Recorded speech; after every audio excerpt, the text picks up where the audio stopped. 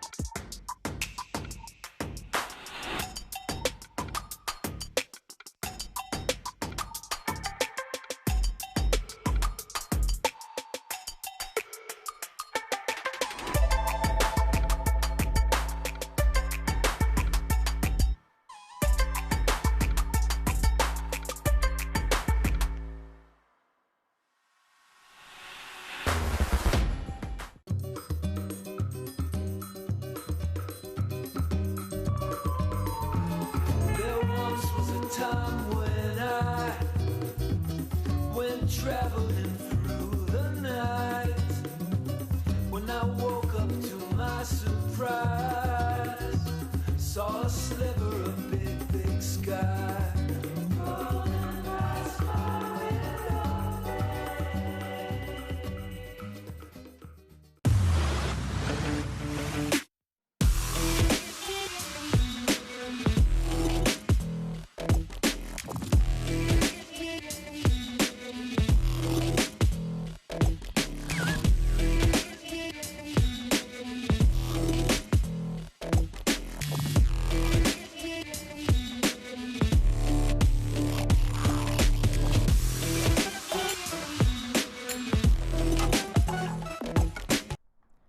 Waxing crescent moon over Keynote Sports Complex for this matchup between FC Tucson and Orlando City B, brought to you by Right Shore. Joe Malfa here with you on ESPN Plus for some League One action and some lunar lessons, apparently, as we take a look at the lineups for FC Tucson in their final match of 2020.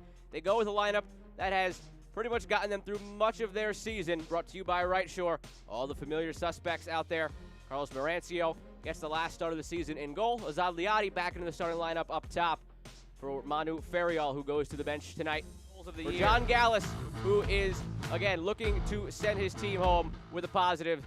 Uncertainty lies ahead in the offseason in the world that is 2020. But one thing is for sure, he wants to end with 3 points against a lineup that looks like this for Marcelo Nevelet and Orlando City B. Same thing for them. A lot of the same players that have gotten them here all year this year. A couple more games remaining for Orlando City B. A few last chances for these youngsters to make some final impressions. Players link arms before the match as they stand united against racism.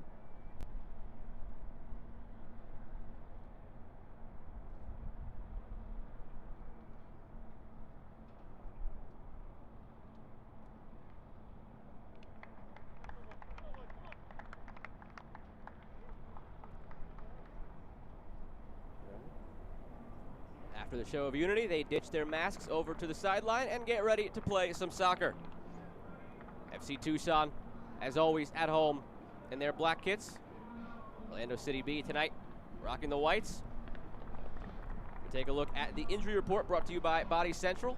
Clean bill of health for FC Tucson, which is quite an accomplishment at the last game of the season in this shortened season. 3 players out for Orlando City B, and they do have a couple of games remaining on their schedule as Marcelo Nevelet navigates the final few lineup cards he has to put together in USL League One. Keys to the game brought to you by Chapman Automotive Group. For FC Tucson, finish strong. I've harped on it already since we began the broadcast. Just finish strong, end with 3 points. And then for OCB, as I mentioned, USL officially announced they will not be returning to League One. But all these players, they're not going anywhere. Whether it's still in the Orlando program, whether it's other teams in League One, overseas, in USL Championship, they are playing for their future jobs as well, so solidifying their future. Kevin Sanchez set to blow the whistle to get us underway. And here we go from Keno Sports Complex. Final match of the season for FC Tucson.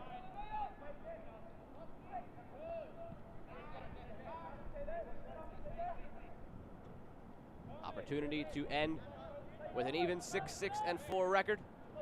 John Gallus spoke to us this week, wishing that under normal circumstances this would have been one of those 28-game seasons. Felt his team is finally peaking at the right time, peaking at a situation where they'd still have 12 games left under normal circumstances. And that's a positive sign to take into next year, knowing how this team got better with each passing week, and knowing that next year, hopefully, in a season that could be 28 games, they will be able to make that final playoff push. Again, in a season where there might be 4 or 6 playoff spots instead of just the top 2 teams competing in the League One final. So a lot of positives to be taken out of this season for John Gallus and his FC Tucson squad. OCB pushes forward. Saved down the left side by Kenji Tanaka, and then sent out for a throw.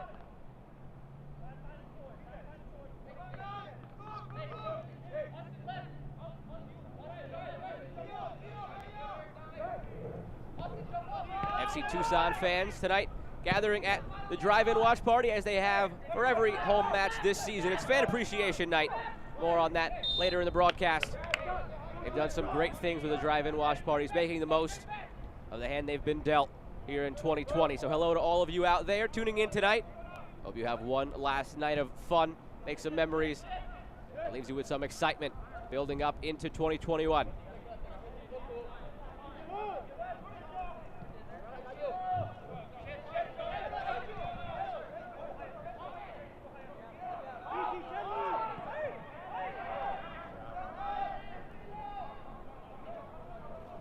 Final match of the day here in USL League One, but more action on tap for tomorrow. Greenville Triumph will host Union Omaha. All games on ESPN+. Down the wing for Alarcon. Beautiful first touch into space. Sends the ball in, nobody makes the run. Very important game tomorrow on ESPN+, 3 p.m. Greenville has already clinched home field in the championship game. They are playing for nothing, but Union Omaha, on the other hand, now tied with 23 points with the Richmond Kickers. They both played 14 games, so a lot to be sorted out there. Down the wing, Calvo. Flag stays down. Ball sent in. Left to run across the face of goal. Fortunately for OCB, there were no black jerseys there to tap it home. Some confusion. Center backs looking at each other.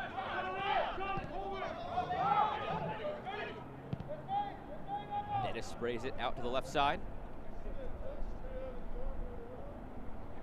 Pena pushing up from his left back position. He'll go back. Ball lofted in. Alarcon. That first touch, immaculate so far tonight. Twice he's done it. Sends in front.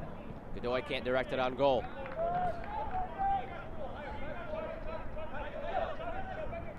Godoy ending the season on high notes of his own. 3 goals on the season he scored in each of their last 2 matches. He scored the goal against Tormenta that kept them alive as they staved off elimination, and the goal that put them up 2-1 against Greenville, which he thought would once again keep them from being mathematically eliminated. But Greenville breaks their hearts with a 90+1 goal as the flag goes up now on Alarcon, who had the assist on the first goal that Tucson scored last week. 2 assists on the season for Alarcon. Second on the team in chances created with 20. Behind only Charlie Dennis, who's created 29 and leads the team with 4 assists.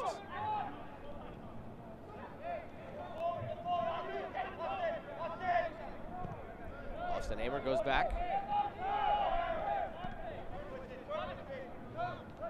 Thomas Williams,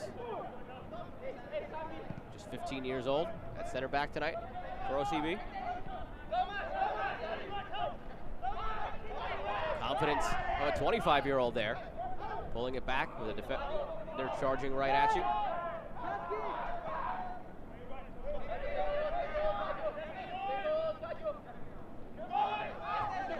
Very calm on the ball, very poised as we've seen all season.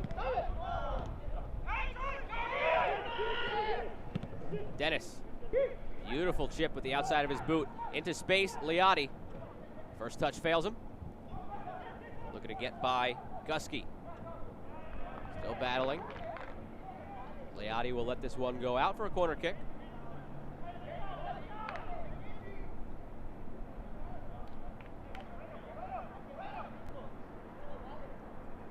Orlando City B with just 1 win on the season.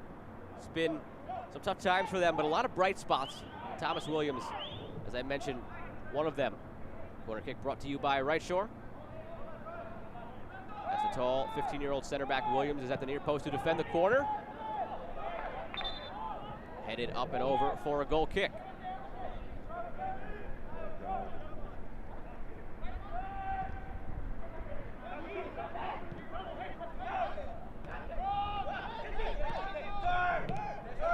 Kenji Tanaka. Inside for Austin Amer and out wide, Jose Quintero. Wilfredo Rivera, 3 goals on the season. Turned 17 just 3 days ago.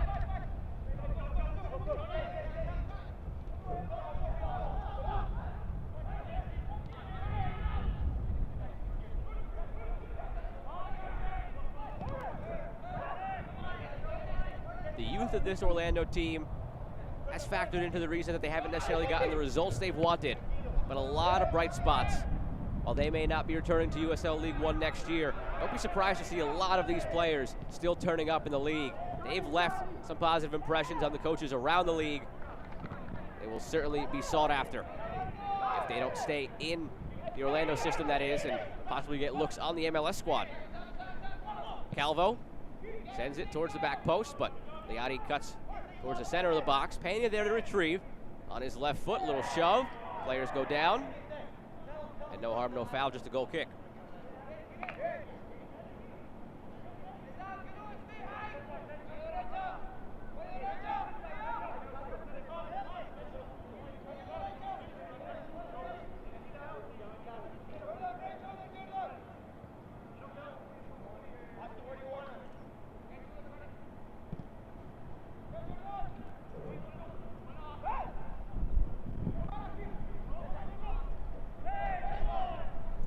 Handball by Orlando, and they end up getting called against Orlando. But now Kevin Sanchez points the other way. Not sure which side the handball goes against. It does officially go against Orlando. 3 players around the ball, and Udison lifted the hand for Orlando to call handball against Tucson.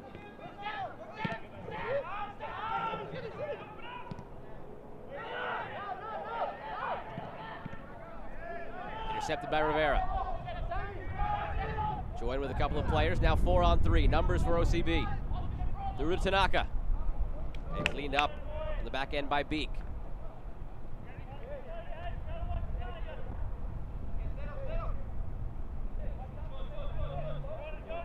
First corner of the evening for Orlando City B.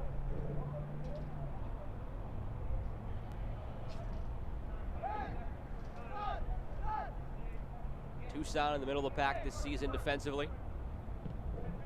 19 goals conceded. Shot from distance here comes from Hamer. But it goes harmlessly wide. OCB has struggled to score this season, just 8 goals on the year. But again, with 3 of those coming from Wilfredo Rivera, nearly 50% of their goal scoring output from the now 17-year-old.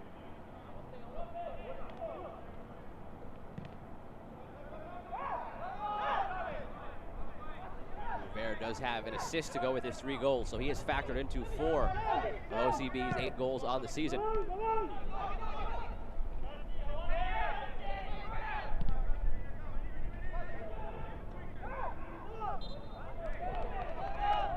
Not just a final opportunity or a couple of final opportunities for OCB players to make good impressions tonight. John Gallus also watching this game with an eye towards next season for his side. He has not kept any secret from his players that they're all playing for future deals and options to be picked up. Short season, just 16 games. Every one matters as far as leaving that impression, earning your place on the team for next year. So just because Tucson is eliminated from playoff contention does not mean there's nothing to play for tonight.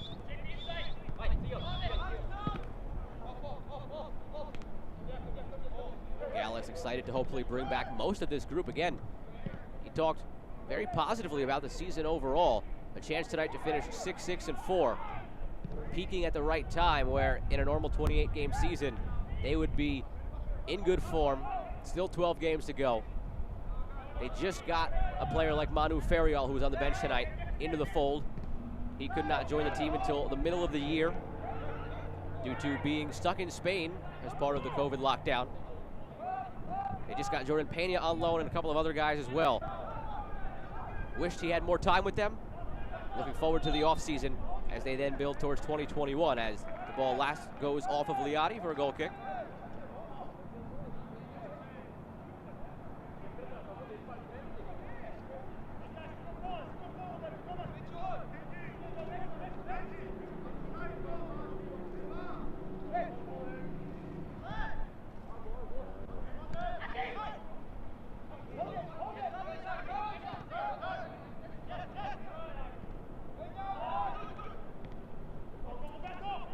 Out wide for Dennis.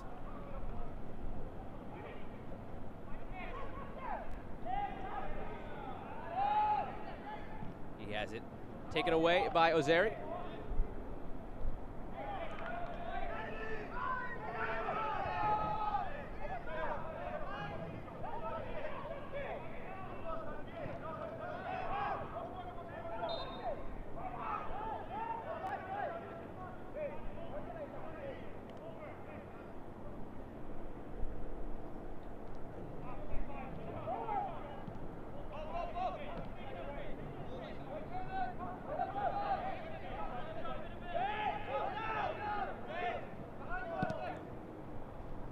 Williams lost it forward, but too far for Tanaka.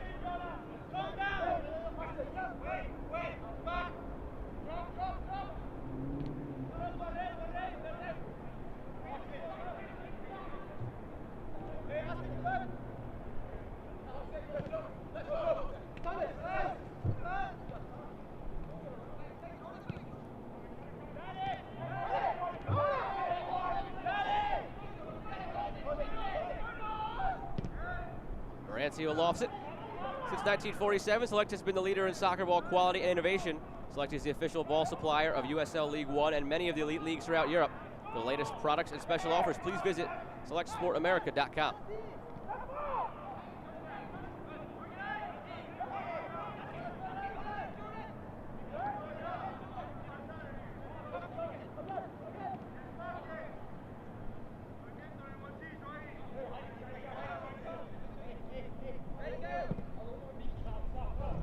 sends forward. They've been trying to play through Tanaka all night, but they have not gotten the weight on that pass correct. He's gone on a few runs. Each one has just been too long and out of bounds.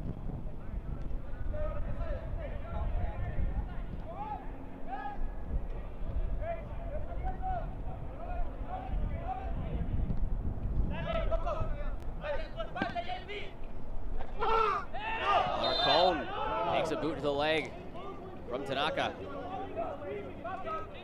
Both players went for it. Alarcon got the worst of it.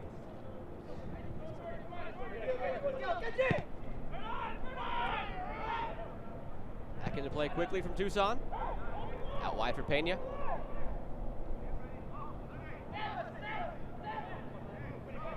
And given away by Pena. Tanaka. Weight better on this pass, stayed in bounds, but still too long and knocked away.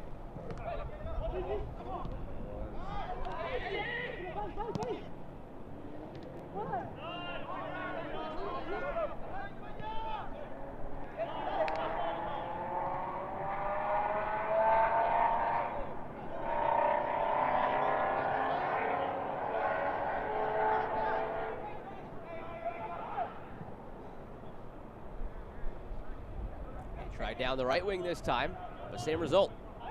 Too strong, out for a throw for Tucson.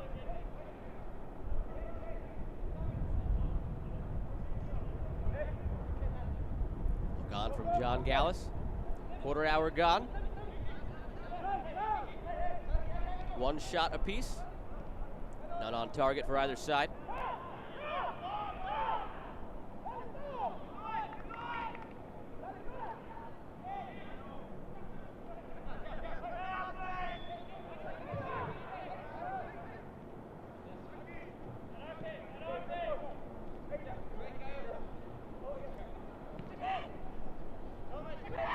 One thing all season long about OCB, for a young side, they're not afraid to play out of the back, build up, handle the ball defensively. They look to build through the back again as Tanaka checks deep for it. Misses it as he tries to flick it on.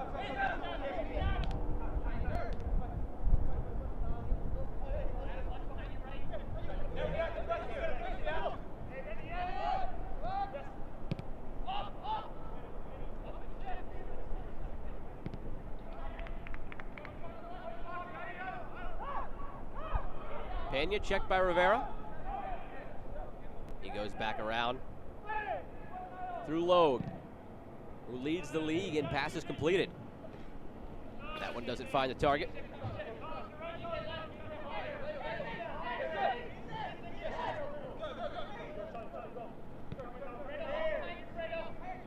Bergen to Dennis, who takes his space. Ellie Velton out for Pena. Can't get the cross in, but it yields a corner for Tucson.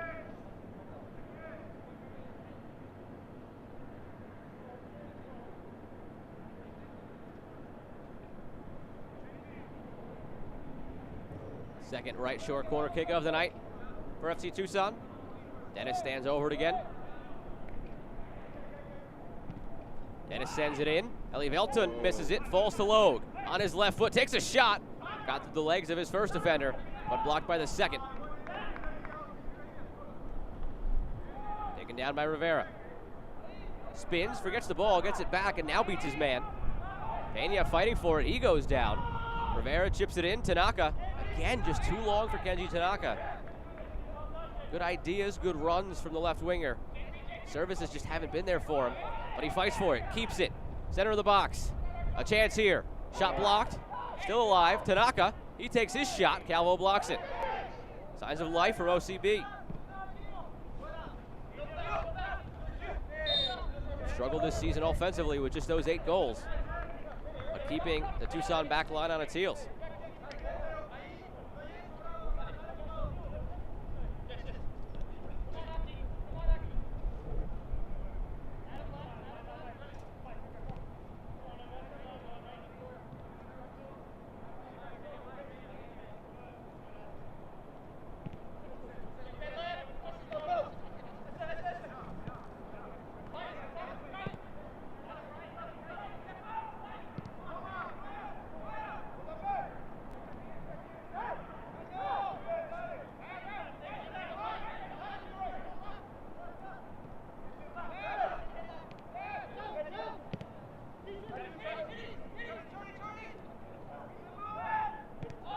back for Beek. Logue looks forward, has two options on the left side, uses Liotti.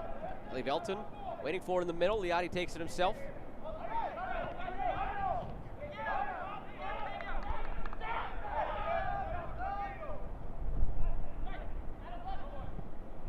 Shipped over the top by Logue. Velton getting underneath it. Has it end line. Blocked before he's able to center it. Owen Gusky providing the stop. Third right shore corner of the night coming up for FC Tucson. Dennis and Velton have hooked up a couple of corner kick goals this season. One came against New England, one came against North Texas. Velton near the penalty spot now as Dennis raises his arms, sends in the corner. Velton was waiting for it. It was headed away before it got there by Gluvacevic. Logue. Headed away by Gusky. Rivera collides with the defender, takes it. Gluvacevic is there. He finds Tanaka instead. Kenji Tanaka has the overlapping run coming. Takes it himself into the box. Calvo fights for it. And the foul goes against Tanaka.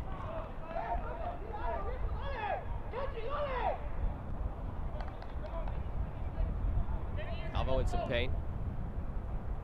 Captain Logue comes over to check on him.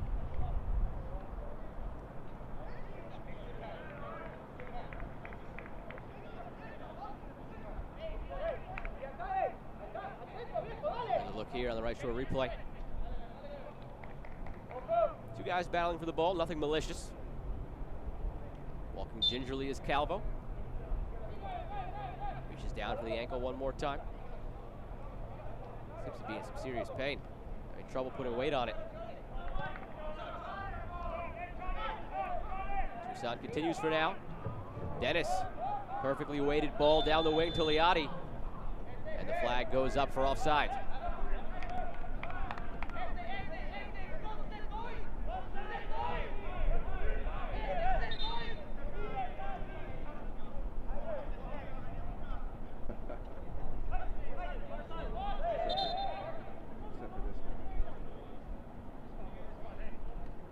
Play will stop after giving it a try. Calvo is down, holding that left ankle.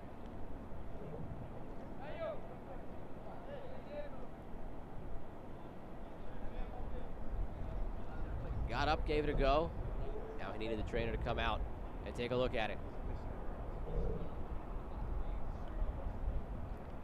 Calvo, the 23-year-old from San Jose, Costa Rica.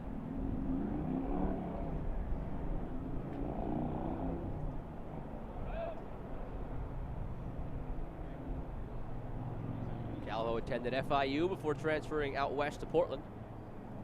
That's where he was able to find his way down into the FC Tucson program. Fixture in the lineup this year on the right side of the defense.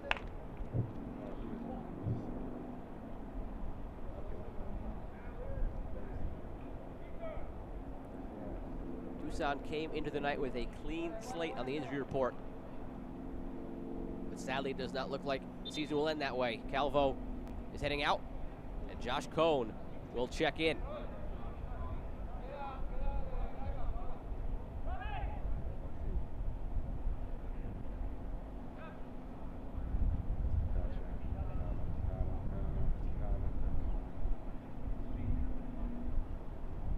Talked about Cohn in the open, 2 goals on the season. Scored one of the goals of the year against Forward Madison. And then it was a very important one against Greenville last week. Curious to see how this shakes up the lineup formationally for Tucson. Could push Alarcon back to right back. He has played there this year. It was a bit experimental when that happened. John Gallus did like what he saw, though. That's where Alarcon is lined up right now at right back. Seems like he'll stay there, and Cohen will move up to right midfield once he is allowed on. Still waiting to check in over with the 4th official.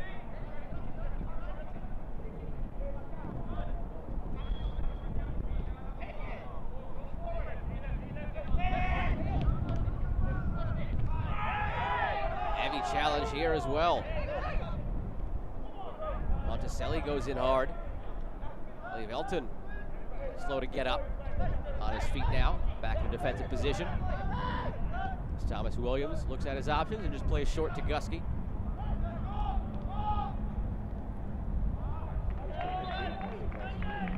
Now Josh Cohn will be able to enter the match for FC Tucson. Back to full strength.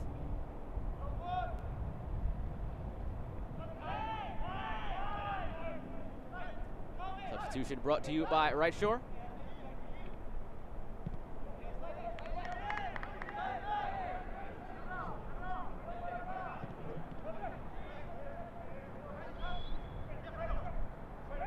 Rivera, the creator in the midfield.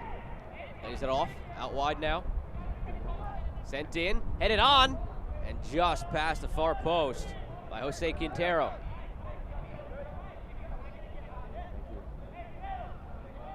Good spell of play from Orlando City B. Look at the Right Shore replay. Marancio dove just to make sure he saw it past the post.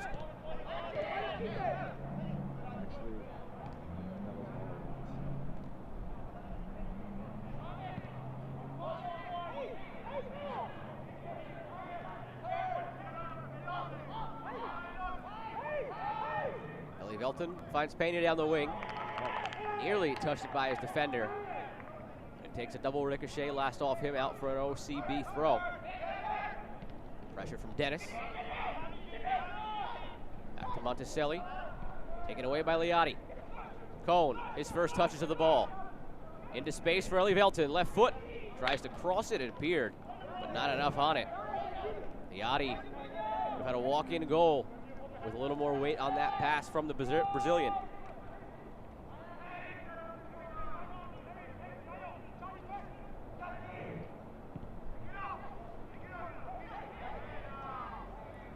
Luvacevic wanted Rivera to make a run that he did not make. Now to Tanaka, and the flag goes up.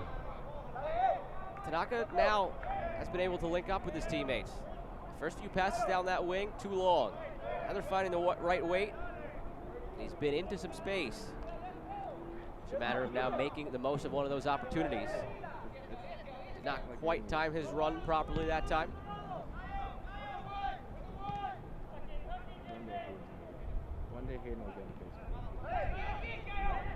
Bergen taken down cleanly.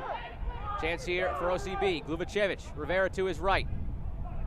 Poked it through too late, or attempted to at least. Flag certainly would have gone up.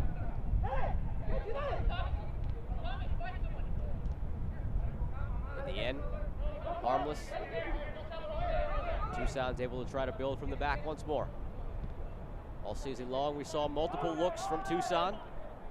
A team that can play around the back, build up like this. Not afraid to play direct over the top to a target number 9 like Godoy, or speedster like Liotti.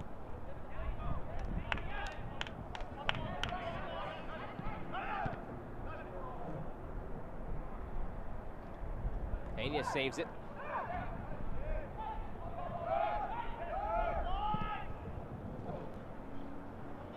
Logue sends Cohn on a run.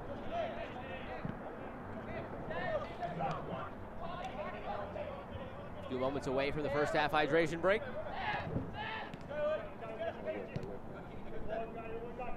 Cohn.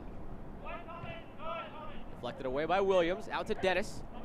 Chipped in to Cohn, chested down well. Cohn outside of the foot, shot into the outside of the net. Charlie Dennis so dangerous and creative with the ball. Nifty little chip up to Cohn. Taken down well with the chest, but the finish not there. Austin Avisa had that near post covered on the Right Shore replay. Not much room for Cohn to fit that one in.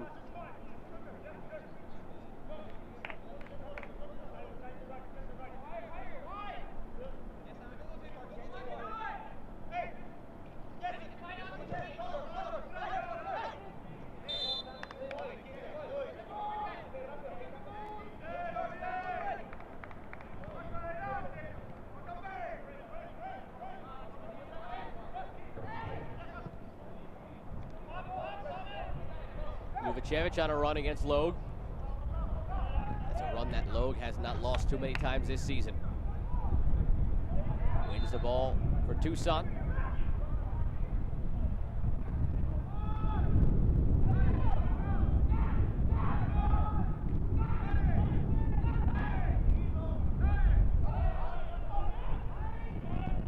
Elton picked up the ball. Thought it was going his way. Instead, it'll be a throw for Rosales. Rivera turns in space, sends the ball in. Tanaka can't direct it towards goal. And now, surprised to see that it's going to be a goal kick. Thought it was last off the defender. Let's see if we can't tell on the right short replay who this last touch. And right there, back of the leg of Tanaka. Well defended by Tucson.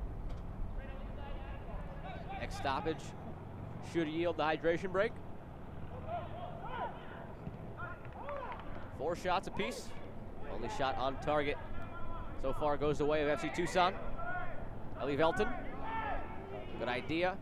Not the right pass. As Liotti was poised to make the run down the left side.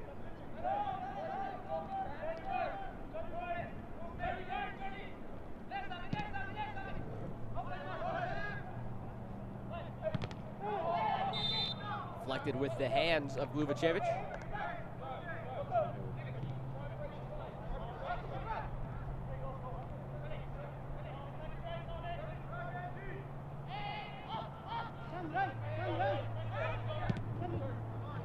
Good through ball from Beek. Dennis bumps right into Williams. Can't find the ball.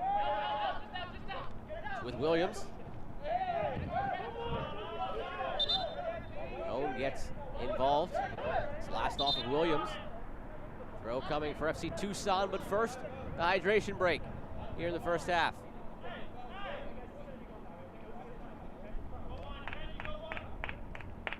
Chance for both coaches to possibly implement some changes based on what they saw in the first half hour before we get into the last quarter hour of this first half. All season long, as I mentioned earlier, FC Tucson has had these tremendous drive-in watch parties for the fans who are unable to attend games here at Keno Sports Complex. Let's take a look back at the last drive-in they had. It was Pride Night last week in more ways than one for FC Tucson. They had this event for the community, celebrated their 10-year anniversary as well, celebrating the diverse LGBTQ plus community in the Tucson area, where Pride is celebrated in October as opposed to the typical summer months around the rest of the country, simply because it is too hot in Tucson. They do it in October. They did it at the drive-in watch party. Tremendous fun for all last week. Supported some tremendous causes as well. Local groups impacted hard by the pandemic. And some Greenville fans came out as well. The family of Cesar Murillo out in the area, getting in on the fun last week as well at Pride Night for FC Tucson. All season long, they have done these watch parties. One of the bright spots to come out of this 2020 season. Don't know what things are going to look like in 2021.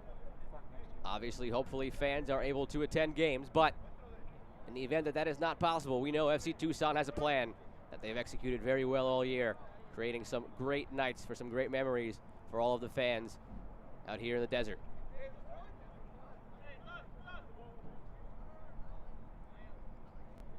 And still about an hour's worth of soccer to watch tonight for those fans who are there tonight with the theme of Fan Appreciation Night.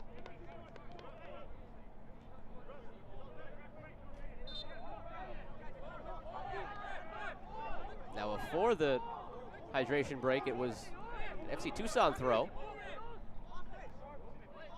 I wonder if it was just forgotten because OCB takes the throw. You saw Tucson going out to take it.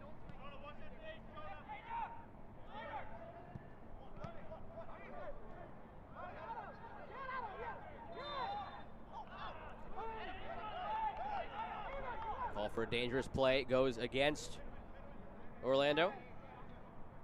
Adam Oseri trying to play it from the ground.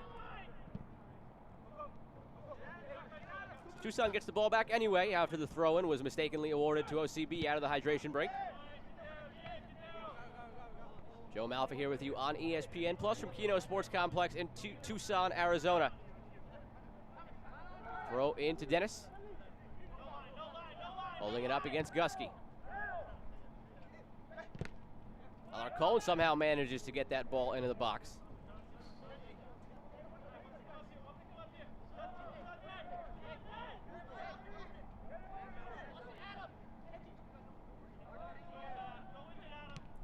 Dennis, touch to Ellie Velton. Back to Dennis, now to Godoy. Pena corrals it, picks his head up, chips the ball in. Too close, though, to Austin Avisa.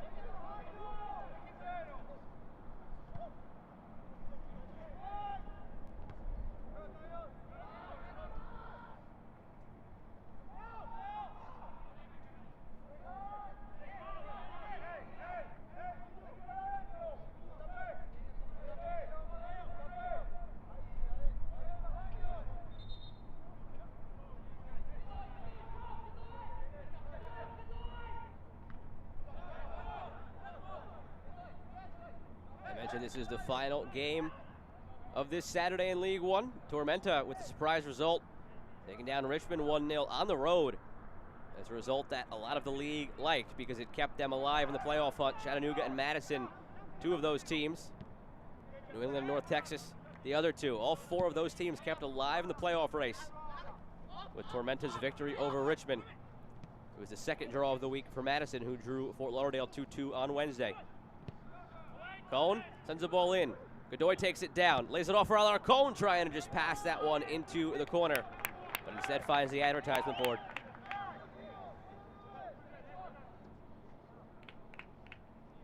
Another look at the right shore replay. Started with Cone. Very nice job by Godoy to play with his back to goal and lay it off for Alarcon. Knew he missed an opportunity.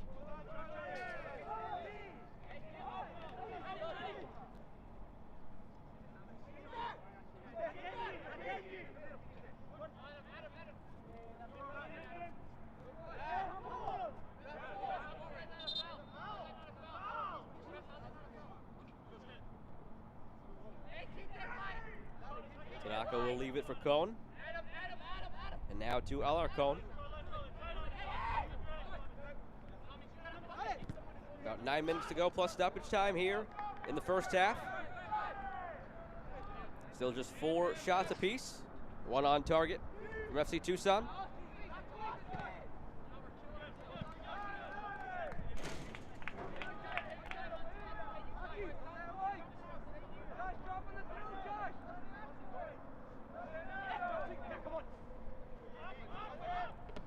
Long throw, chested down by Gluvacevic.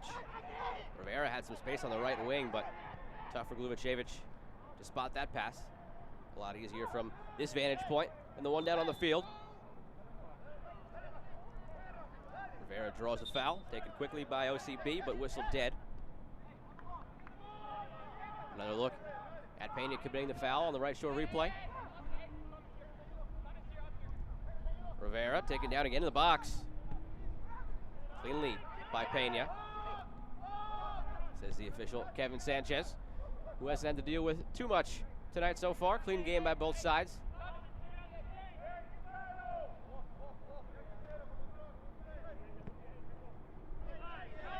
Reminder, 1 substitution already used by FC Tucson, as Josh Cone had to come in relief of Esteban Calvo, who left with an injury.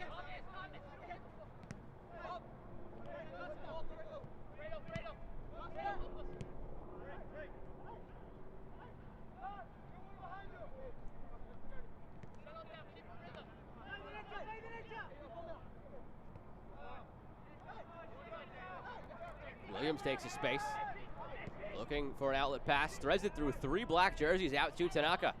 Inside, Gluvacevic, the turn, the shot blocked, back to him. Crisis averted for Tucson. OCB has been able to find those pockets. They haven't made it count. They've yet to register a shot on target. That's due to some really good blue-collar defending by FC Tucson. They've blocked a couple of shots so far. And they control possession, 57-43. Settling into it again. Around the back, Beek. Finds Cone, overlapping run coming from Alarcon, but Tanaka gets there first.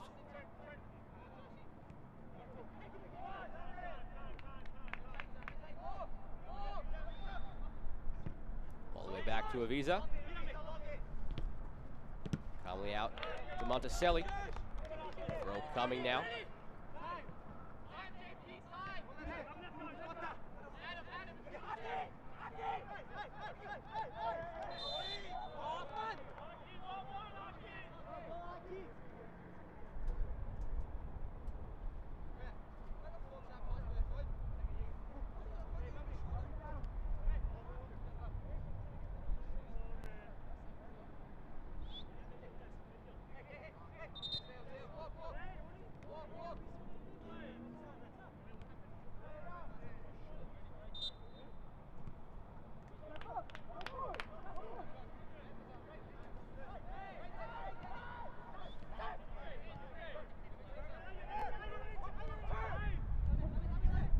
Space here. Shot taken from distance. Ambitious from Quintero.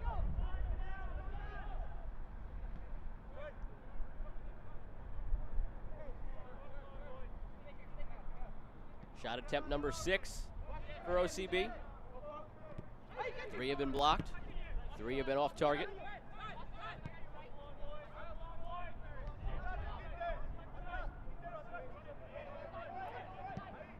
Ellie Velton down the right wing. Alarcon. That is the 3rd time tonight that he has had a tremendous first touch on a long ball. Sends it across. Misplayed to Liotti. Tries to chip it, but only finds the face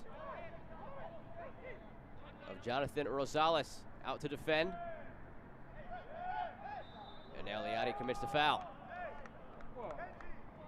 Rosales comes in and knocks him down. Sanchez just watches it happen in front of him. Another look at the replay. Brought to you by Right Shoe, right to the face.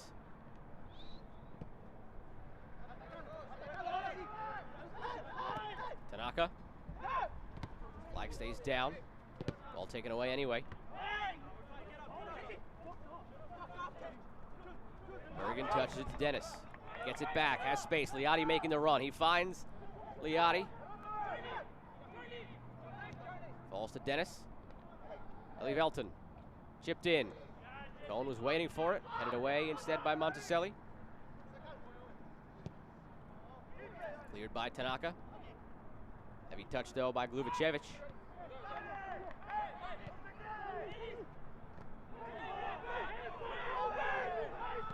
Shouts for handball to no avail. Thamer. Taken down from behind by Godoy. Free kick taken quickly.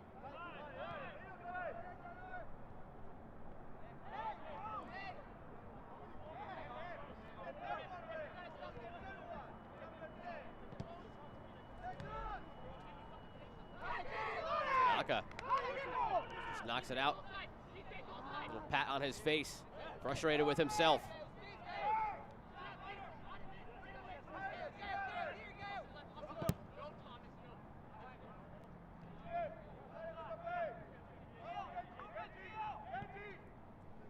Niall Logue plays through Pena on the left side and back again.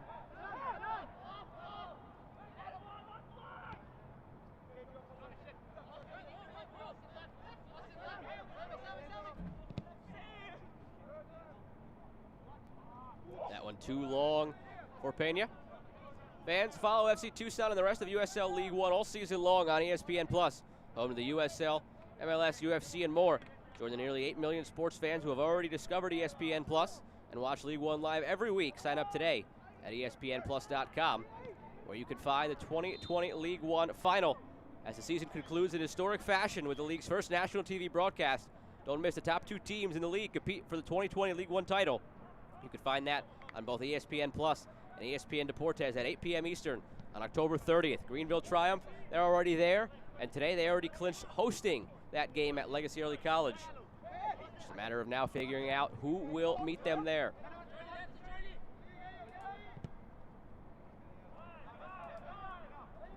All those scenarios, we try to present them to you as clearly as we can at halftime. A warning, it is very complex. There's a lot of math involved. We don't like math. We tried to figure it out for you. If you need to, pause it, look at the screen. And I'm sure this week there'll be plenty of content outlining all of the scenarios, as there are plenty of teams still alive. But again, the only thing that is certain, Greenville paces everybody at 10-2-2, 32 points. Nobody can even come close to that. Among the other 10 teams, the max possible point total remaining for any of them is Richmond and Omaha, tied with a max possible point total of 29.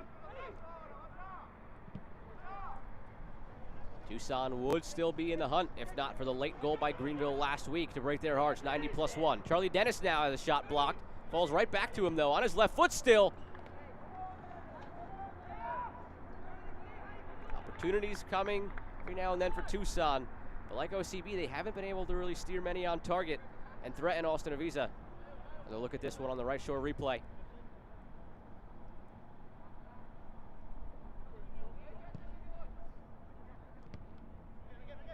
Poorly taken goal kick. Elton tried to flick it on to Godoy. Never got it there. 20 seconds remaining of the first 45 before we get official word on stoppage time here in the first half.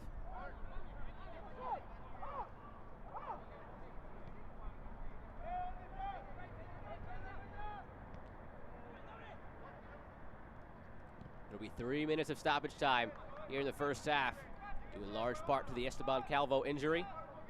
He was taken out earlier in this half for Josh Cohn. It pushed Roberto Alarcon back to right back. And stoppage time brought to you by Right Shore.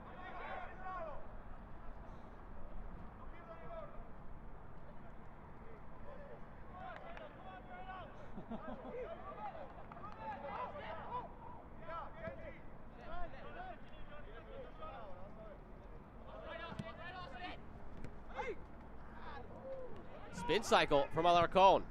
Ball sent in, but he couldn't follow up the move with the cross.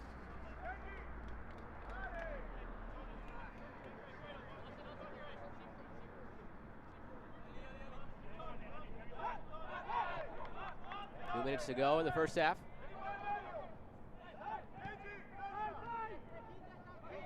Ellie Helton floats one out.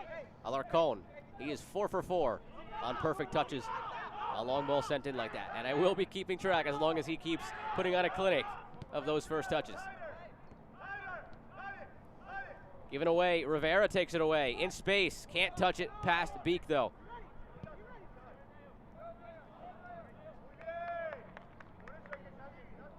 Rivera has been lively tonight. As I mentioned from the jump, Orlando City B officially announced they will not be coming back to USL League One next season, but all these players still playing for their futures. And it's a very bright one for Wilfredo Rivera. Just turned 17, 3 goals, 1 assist on the season. He's factored into 4 of OCB's 8 goals. And he's factored into just about every important attack tonight. So looking for that first goal, though, of the evening. Not much time with which to work still here, though, in the first half. And that one given away. 60 seconds remaining of the 3 minutes awarded. Monticelli gets a cross in. Gluvacevic never rose for it.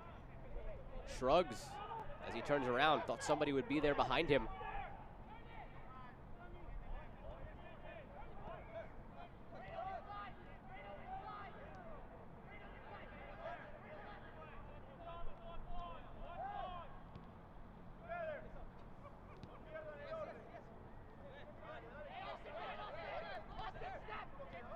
Does this half have at least one more attack either way in it? Pena picks his head up, chips one over the top. Godoy chested down, has help with Dennis. Finds Dennis. Wider to Cohn on his left foot, takes a shot. The half did have one more attack, and at the very end, it had a goal. Josh Cohn gives Tucson the 1-0 lead at the death of the first half. And that will make his teammates and head coach John Gallus very happy. Totally different mood now in the locker room. Another look at the replay brought to you by Right Shore. Beautiful work from Dennis to Cone. Wise of him to take that extra touch onto his left foot and calmly curls it to the far post past Austin Avisa. Goal brought to you by Cicharo. It's the third of the season for Josh Cone and his second in as many games. He scored right before the half last Saturday as well in the 45th minute against Greenville. This one comes 40 plus 3.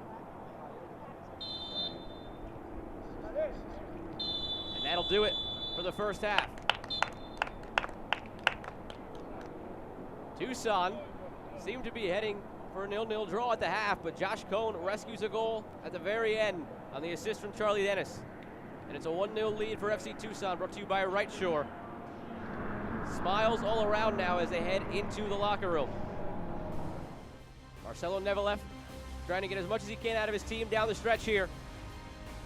FC Tucson and the men in black playing their final game of the season, trying to go out on a high note, and they end the half on a high note with the goal from Josh Cone. They lead 1-0. Halftime show brought to you by Right Shore, coming up in a moment.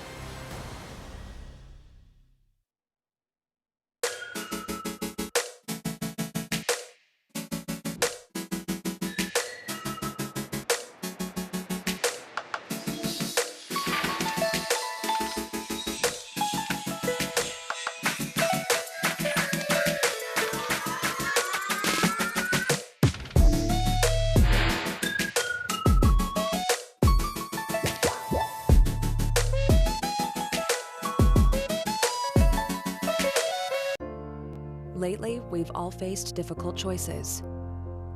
We sacrifice. We choose to stay home, to connect, not to be stuck in our fears. And when we choose each other, life gets better. We choose to be here when you need us, to support you during hard times. We choose strength and hope. We choose you. En Arizona tenemos un exitoso historial de votar por correo de forma segura. Sigamos haciéndolo. Evita las filas en los sitios para votar y el posible contagio de COVID-19. Solicita tu boleta a más tardar el 23 de octubre. Si ya la solicitaste, tienes hasta el 27 de octubre para enviarla por correo. O puedes depositarla en cualquier sitio para votar temprano o el día de elección. Para más detalles sobre cómo votar, visita bima.gov/vote-safe. Vota seguro. Vota por correo. Life is full of chores, but shopping for your next vehicle shouldn't be one of them.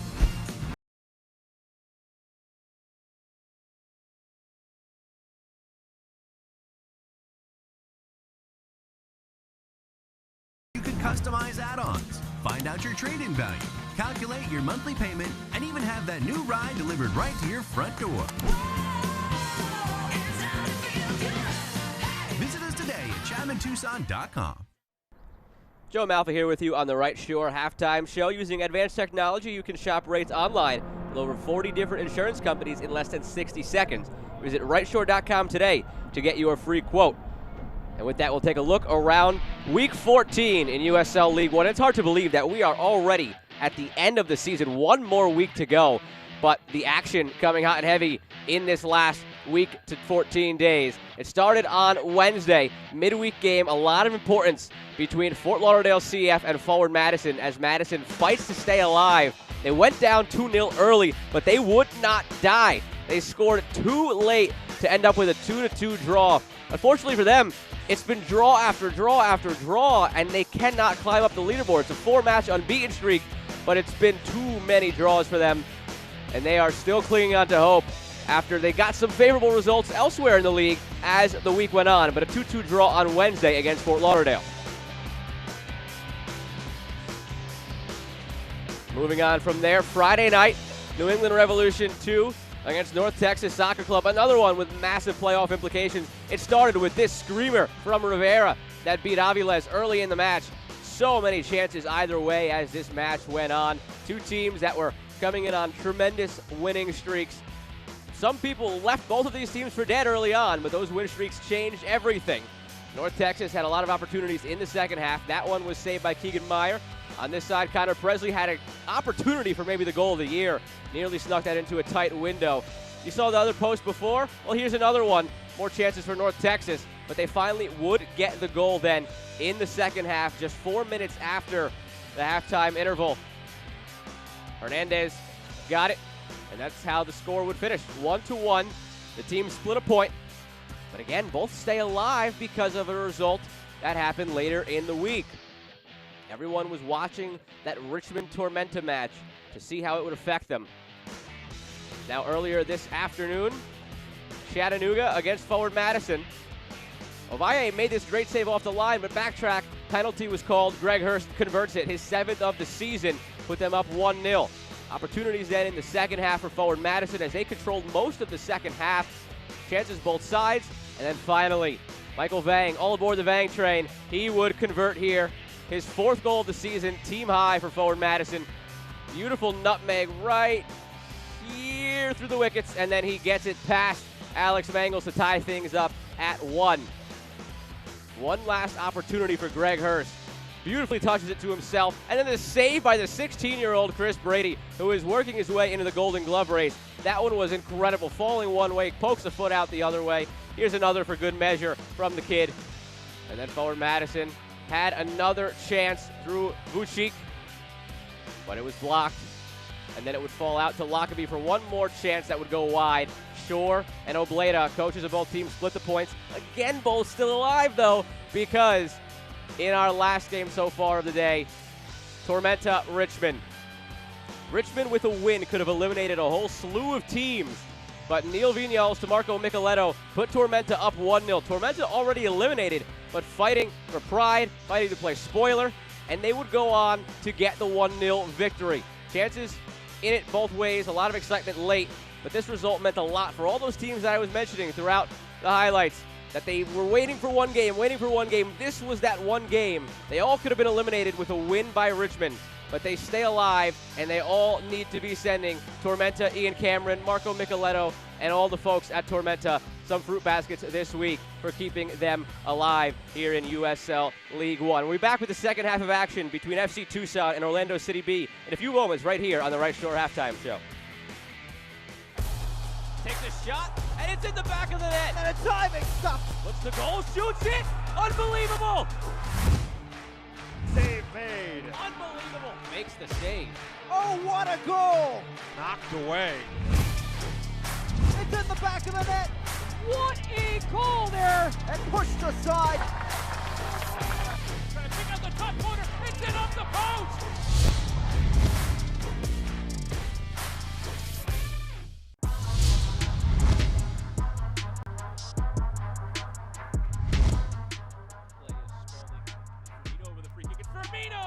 What a hit that is! And blocked on his left foot. Liotti, saved by Jay. Rodriguez scoops it in there, headed free, and shot and put in! Oh, what a goal!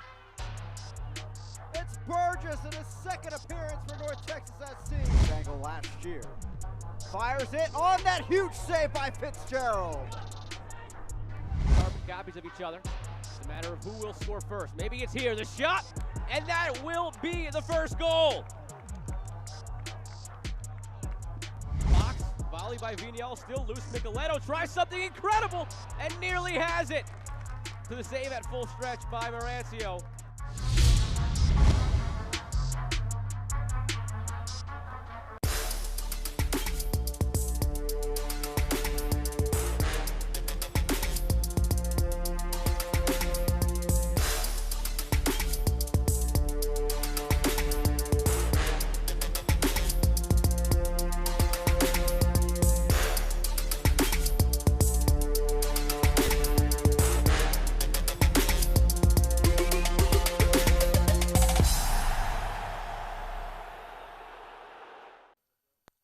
The Right Shore Halftime Show continues with some news and notes from around USL League One.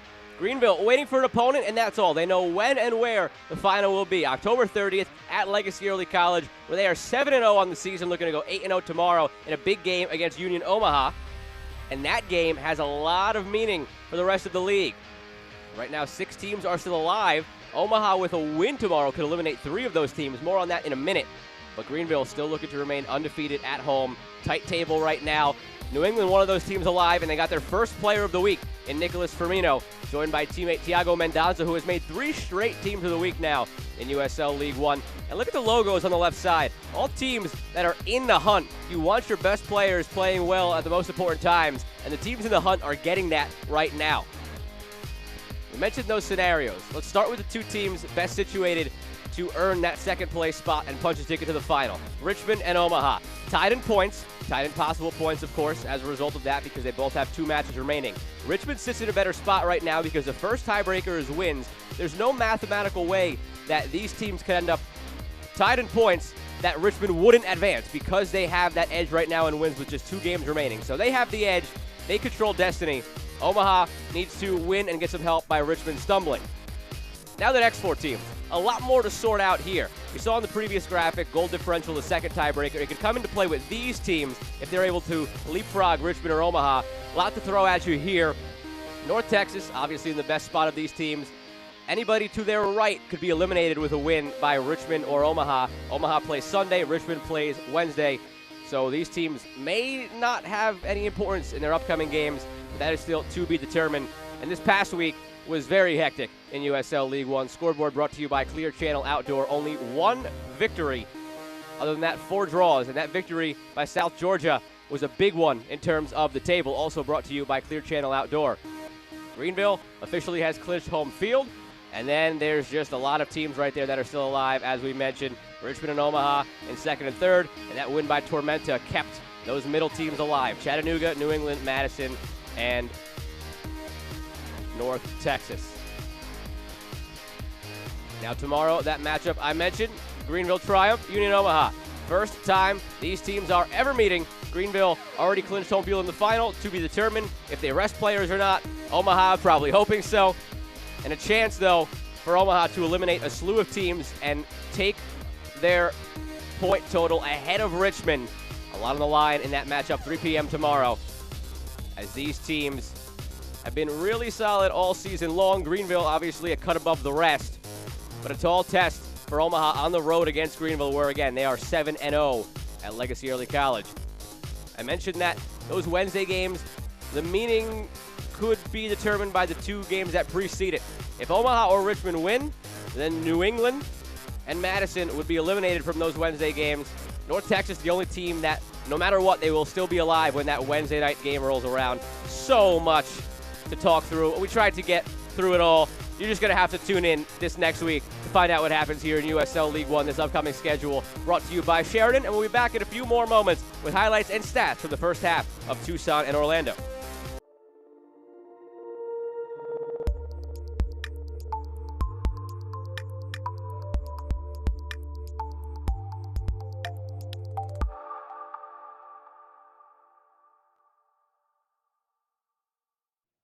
Are you ready to take back control? It starts with a choice. Don't blame the system for their greed, for treating you like a number and not a person, because you have the power to do something about it. Don't make them too big to fail. Make your future too strong to fail. Put your money where your values lie, and take back control.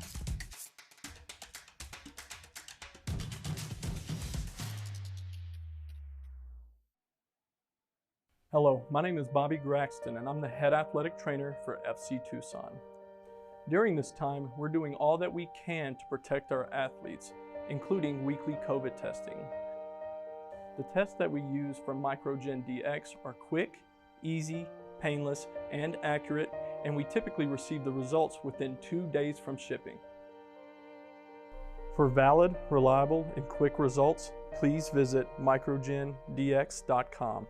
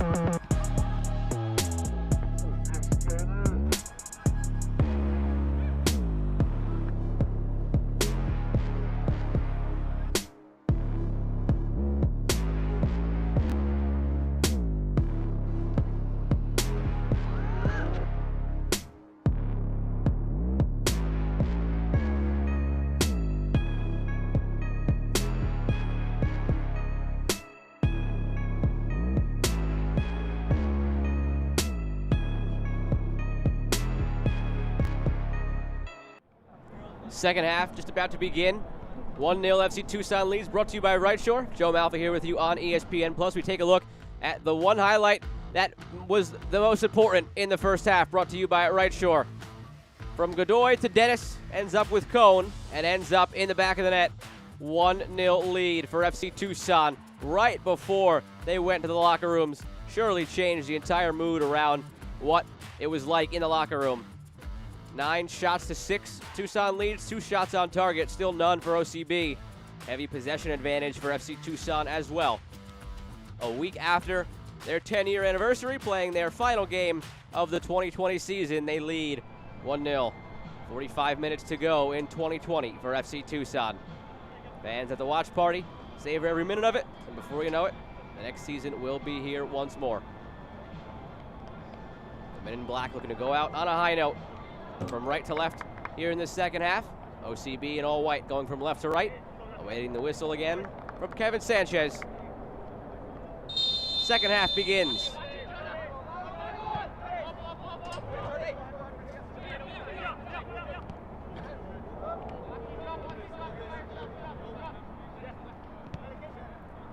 No substitutions made by either side. Here at Keno Sports Complex in Tucson, Arizona. Joe Malfa still with you on ESPN Plus. Thanks for tuning in for some League One late night if you're watching on the East Coast as an OCB fan, or just a fan of the league. And some League One normal time if you're at that watch party on the West Coast. Not too late for you guys yet.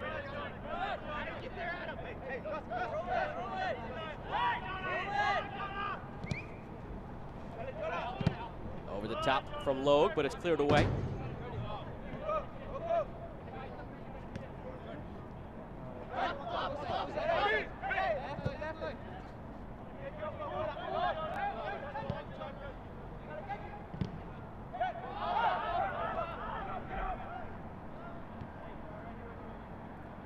Not much work to be done so far in net for Carlos Marancio.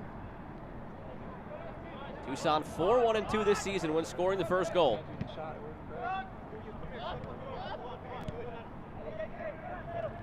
And OCB 0-3-3 when conceding first.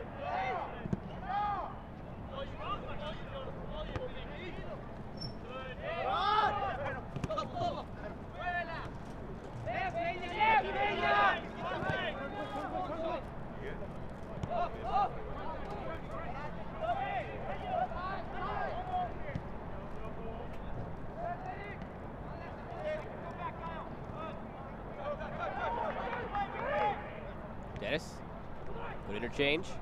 Godoy.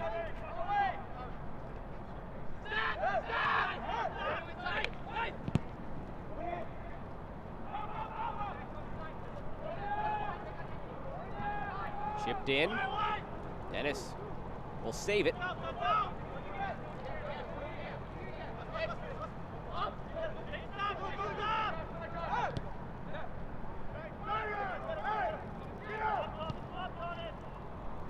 Good idea down the wing, but too far for Alarcon.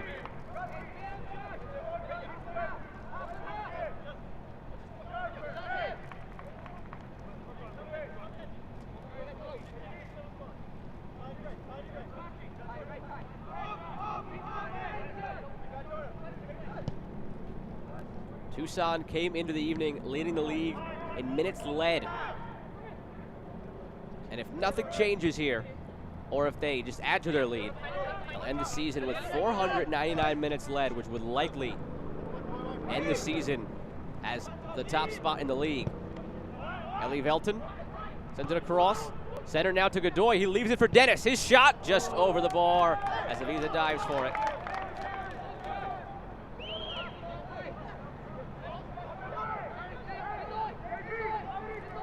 Another look at this one on the Right Shore replay. Almost like that first goal. Just went player to player to player at the top of the box, with the third guy ending up taking the shot. But not the same result.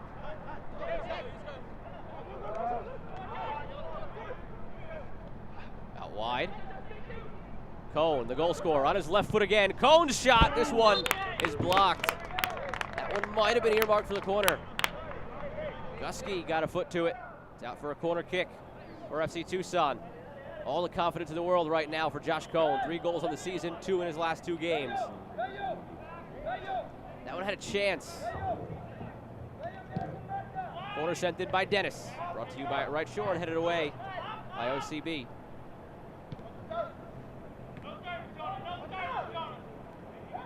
Dennis still with it. Gets by his defender. Into the box now. Centered. Godoy. Chips it in. Left by Eli Velton to the back post. The volley into the outside of the net. Wise play by Eli Velton, knowing he was in an offside position to leave that one for the center back, Niall Logue. The captain couldn't find the right side of the netting.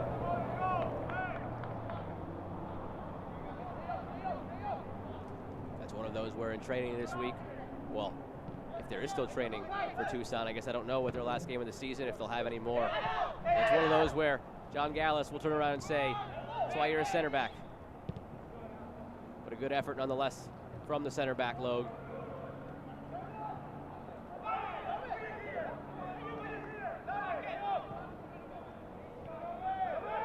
Cohn making the run down the wing. Dennis with it. Sends it across to Liotti. Pena entering the fold as well. Liotti takes it, curls it, too wide. I wonder if Pena startled him a bit. Liotti never saw him coming and he ended up running right across his face.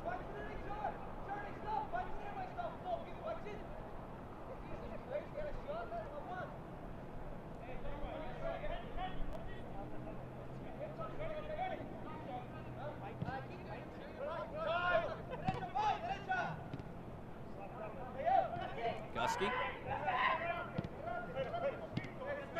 Through to Rivera. Bounced on by Pena. Signaling that it took one final touch off OCB, but it'll be a throw for the Lions. First 6 minutes of the second half have been all Tucson. That goal they scored right before the break seemed to open things up their confidence. And now just in total control, taking it to OCB. Looking to end their season with some flair. Flag goes up though on Pena.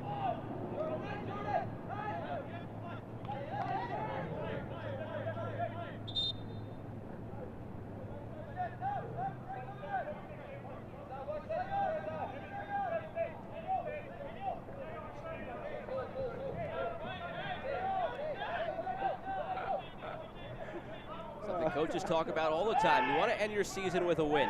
You hope that win is in the championship game so you lift the trophy. You always want to end your season with a win. Tucson 40 minutes away from doing that. The first team to complete its season in League One this year. 16-game season, 11 teams, top 2 teams in the title game. Greenville already there, just waiting for an opponent. Rivera. Ambitious. Out over the fence and down the staircase.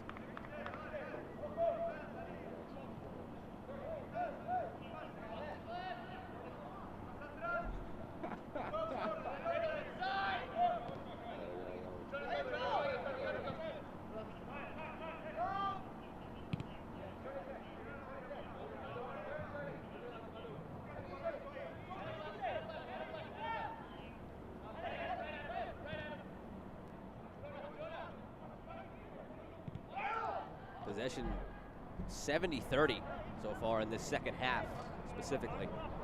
Again, only been 8 minutes, but 70-30 in those first 8 minutes. 59-41 overall for John Gallus' squad. Talked to Gallus a bit about how he views this offseason. And the answer really is there really aren't any views to have right now because they're waiting word from the league on how the timing of everything will work. But it will feature a lot of scouting as he looks to assemble next season's team. Hopes to see a lot of these same faces back. For a team that will not play a postseason match or be in the final, it's a team that doesn't really need to make too many changes.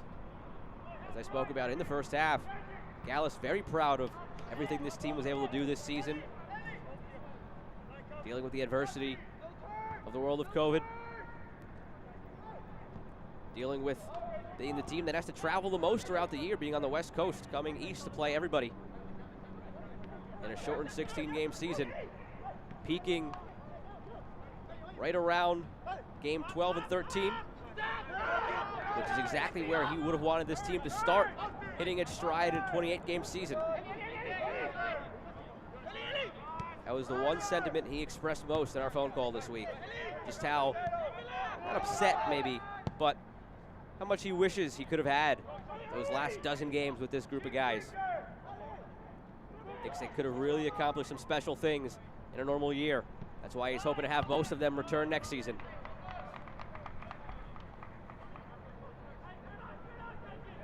Charlie Dennis, one of those guys, spent last season in League One with Tucson, now with Tucson, last year with Tormenta.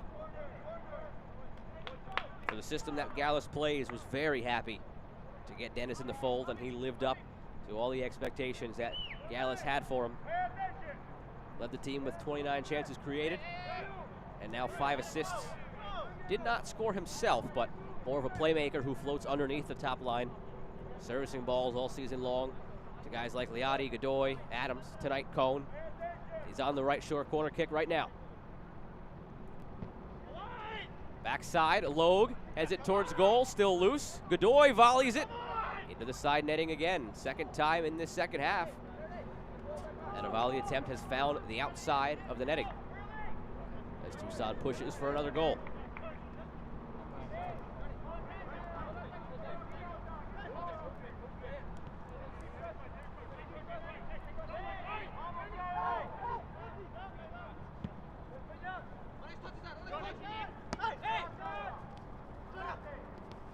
Liotti takes it away, has space, has a couple of teammates with him, taken down by Williams. Play on, Cone in the box, lays it off for Dennis. Still waiting for his first goal on the year, saved off the line, shouts for handball.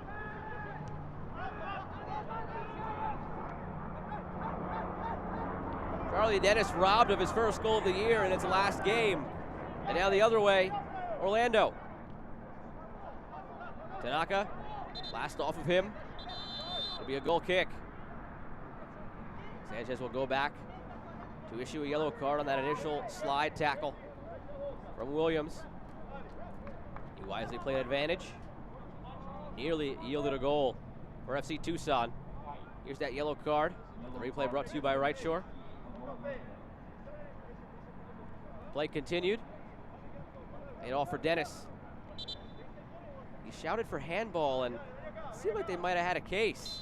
Gusky, little chicken wing there, looked like he stuck out that left elbow.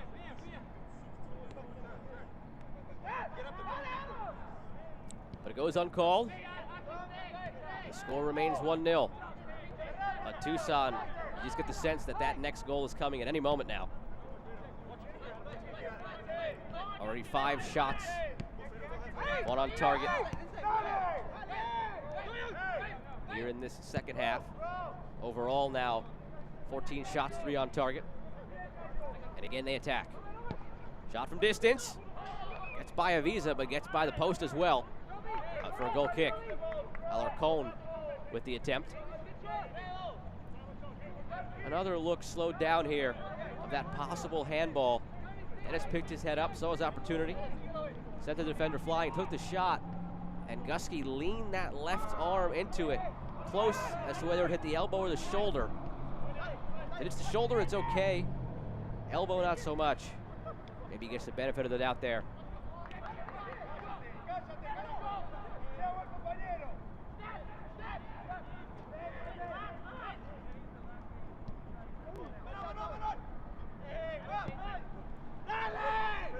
Belton out to Pena.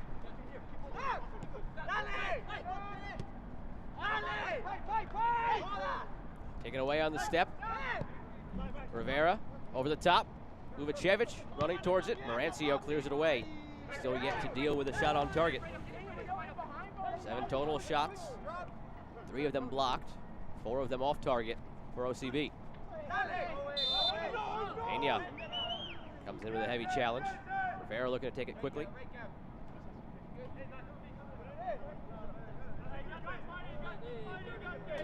Now he'll slow down and Wait for some jerseys to gather. White jerseys top of the box.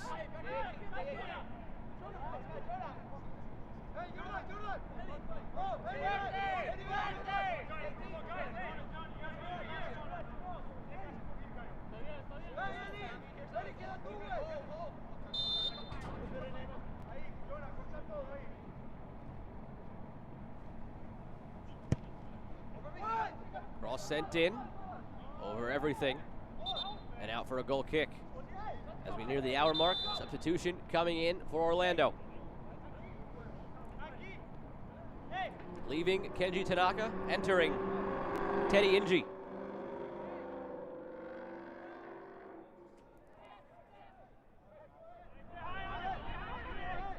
The 18-year-old from Baltimore, Maryland, moved to Buenos Aires to play and train with Banfield Academy, pro side in Argentina. World first got a look at Teddy Inji in a Coca-Cola commercial at the 2018 World Cup.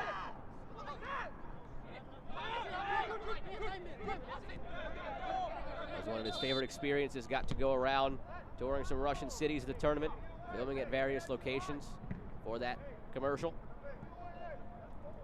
He had 14 goals in 23 games for Gilman High School in the Baltimore area a year ago before he went overseas, not overseas, but abroad to Buenos Aires.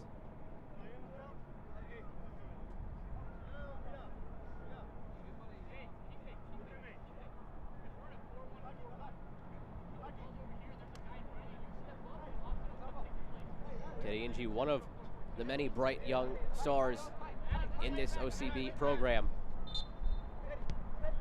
All season long, Marcelo Nevelef has been nurturing them, allowing them to improve, grow as players. Such a young team.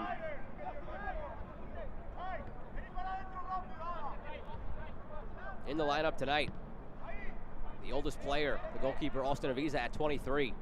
Everyone else 22 or younger. The majority of the team composed of teenagers. Bright futures ahead for many of them. Past the hour mark now. Joe Malva here with you on ESPN+. The lone goal scored by Josh Cohn. Minute 45 plus 3 in the first half.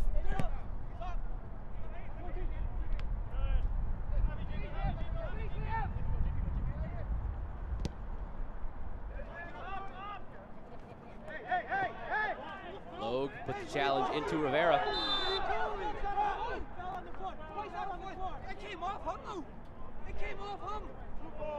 Logue thought it was a throw for Orlando. That was the case he was arguing because the ball clearly did come off of Rivera last, but it was a foul against Logue.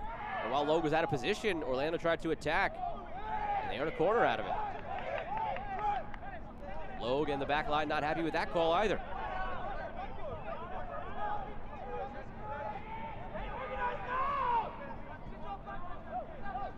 Meanwhile, OCB takes the corner pretty quickly. And now a foul is called against Williams as he crashes into Sam Beek.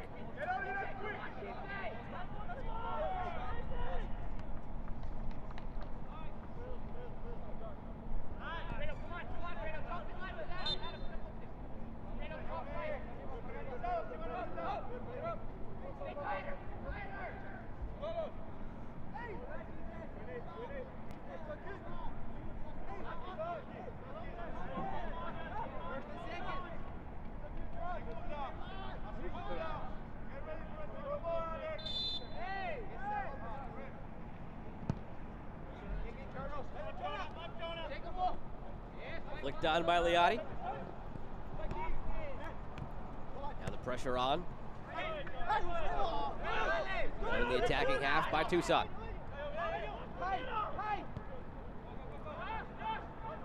Sent out wide by Vergen. Alarcon working with Josh Cohn. Alarcon to Cohn again.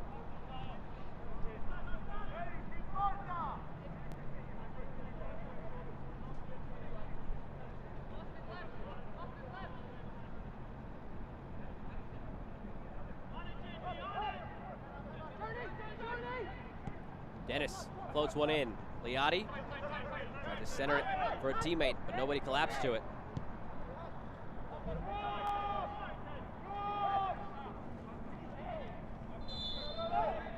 Ball goes against Alarcon.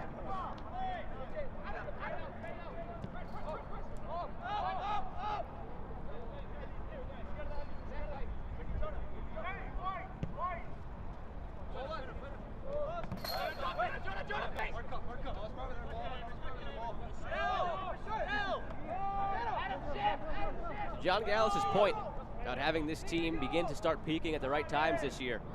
They began with a win and 3 losses. Since then, 4 wins, 3 losses, 4 draws.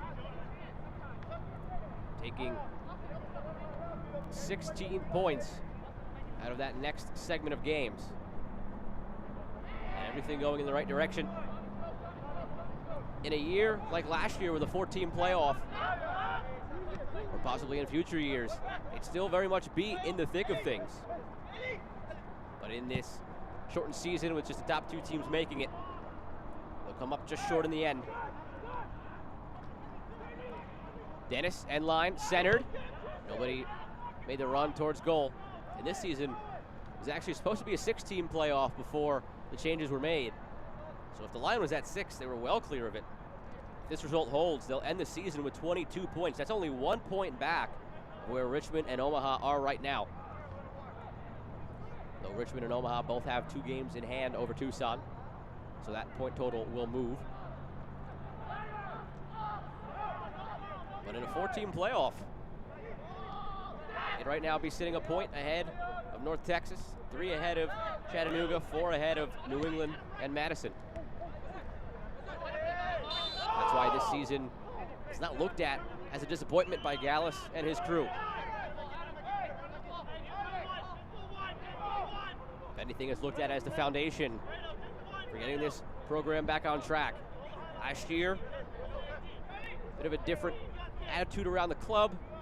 They had a partnership with Phoenix in USL Championship that dictated a lot of the things that happen around the club. But this year, back on their own once again. Gallus at the helm after Darren Sawatsky left to take the Richmond job. The arrow pointing up for this team as they look to 2021. Chipped in, flicked on by Godoy, saved by Avisa. Big one, another one. Can he have a third? He does! Unbelievable trio of saves from Austin Avisa. That one you'll see again this week when the Save of the Week nominees come around, but not sure for which of the 3. There's 3 nominees every week. It might be all 3 of them. There's the first, the second, and then the diving third. All on the right shore replay. Corner sent in. Logue heads into the center of the box. On the back side, this one sent over by Godoy. Hands on his face. Knows he missed an opportunity. Tucson pressing really hard for the insurance goals. We need to look at this again. First save there, made himself big. Next one here, and then just for good measure, a sprawling diving save, and then a big celebration from Avisa. 44th overall pick in this most recent MLS draft by Orlando City. Team is 1-9-2. You don't see any of them quitting, especially on Avisa with a sequence like that. And just a testament to a lot of the individual young talent this squad has. As I mentioned earlier, bright futures for all of them. Sent into Liotti, flicked away before it fully gets there. Great hustle on the back end by Rosales, who collapses into the netting after that lung-busting run.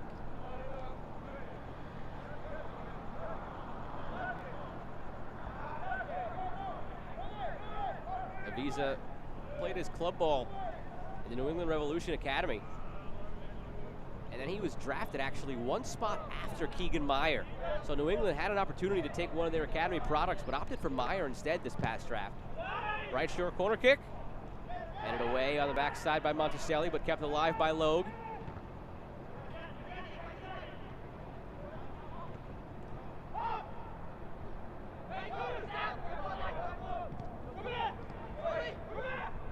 Alarcon out wide in space. Logue, last deflected off of him for a goal kick. A spot in the USL Championship Final is on the line next weekend with the Championship Conference Finals beginning October 24th.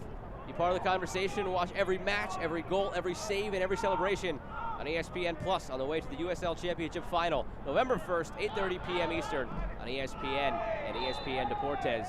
It'll be the first USL Championship game on ESPN on the main channel. That comes 2 days after the League One final on October 30th. Greenville waiting for an opponent. That game will be on ESPN Plus, ESPN Deportes as well. And both of those games will be on SiriusXM.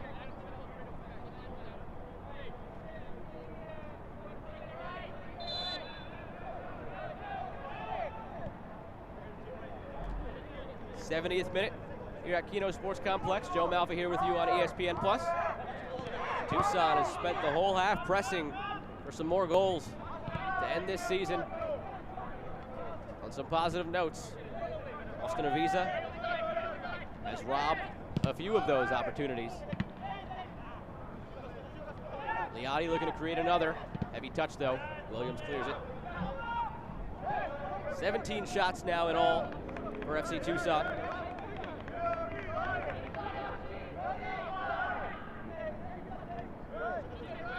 Officially only credited with 3 shots on target, but it seemed like they had 3 in that one flurry a few moments ago with the 3 saves made by Avisa.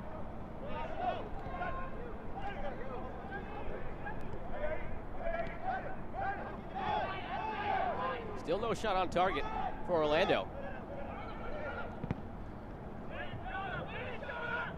Brancio's work tonight has just been dealing with some passes back like that.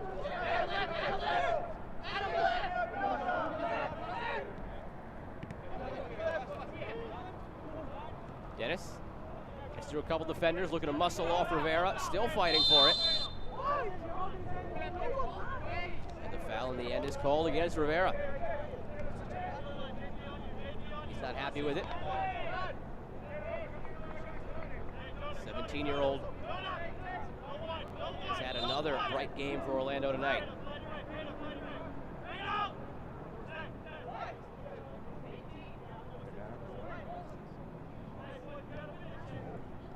Ellie Velton will be going to the sideline as Manu Ferriol checks in.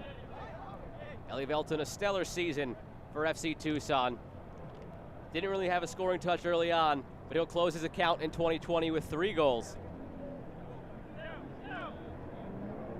Lifted for the Spaniard Manu Ferriol.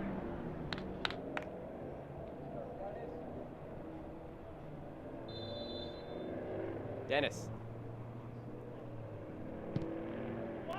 Good ball in. Nearly an own goal from Williams.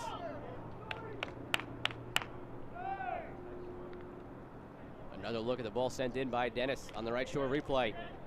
Just over the head of Godoy, then nearly off Williams and in.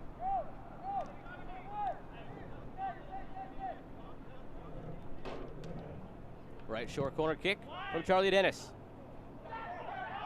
Through everybody, Liotti to retrieve it. Sent in again. Headed away again. OCB has been pressed this entire half, and they are not breaking. Still just a goal down if they can pick one out on the counter.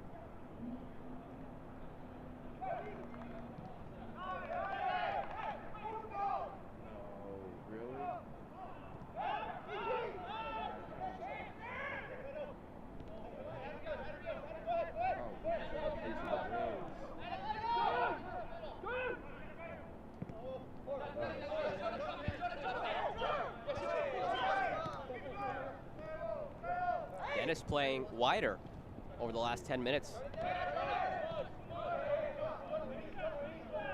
But now more centrally after that run. Plays out wide for Pena. Rivera. Could this be the counter that OCB has been waiting for? Rivera gets past Logue, waits for some help. Has it blocked.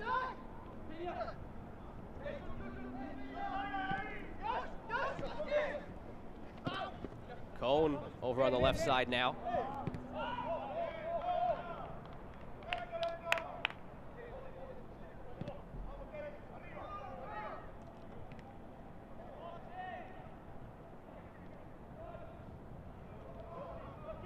Down the wing, Liotti. Being grabbed from behind, still with it, in the box, Liotti. Good bit of individual play, but saved in the end by Avisa.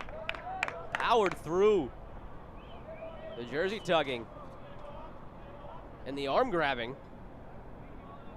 Still was able to get the shot off, but another big save by Avisa on the right shore replay. 21 shots now for Tucson.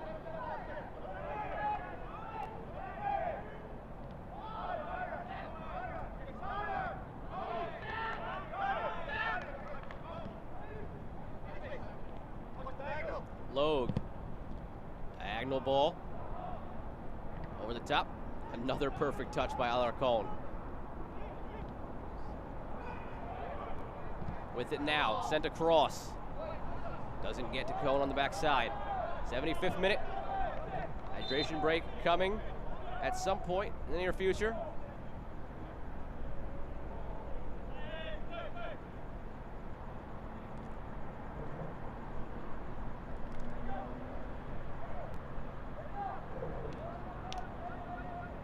Player down for OCB.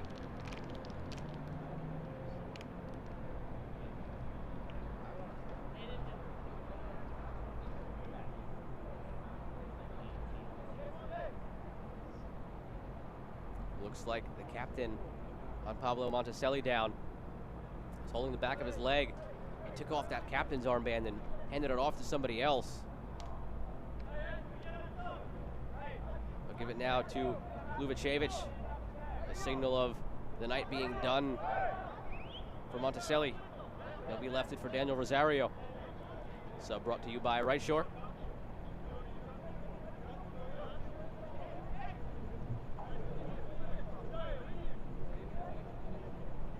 Charlie Dennis to take the corner. Also brought to you by Right Shore. Hydration break coming, probably the next stoppage. Sent in, but right out of Visa. Goalkeeper looking to spring the counter. Teddy Inge looking to fight through. Alarcon takes it. Inge fouls him from behind. Alarcon wanted to play through it. Had all that space, stayed on his feet.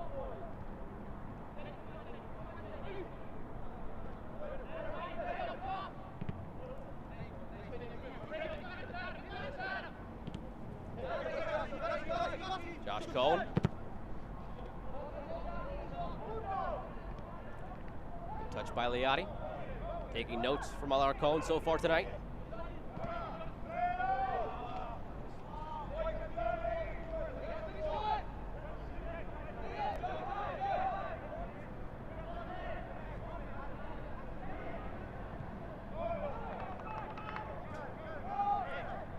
Teddy Inge, the substitute, lays it off.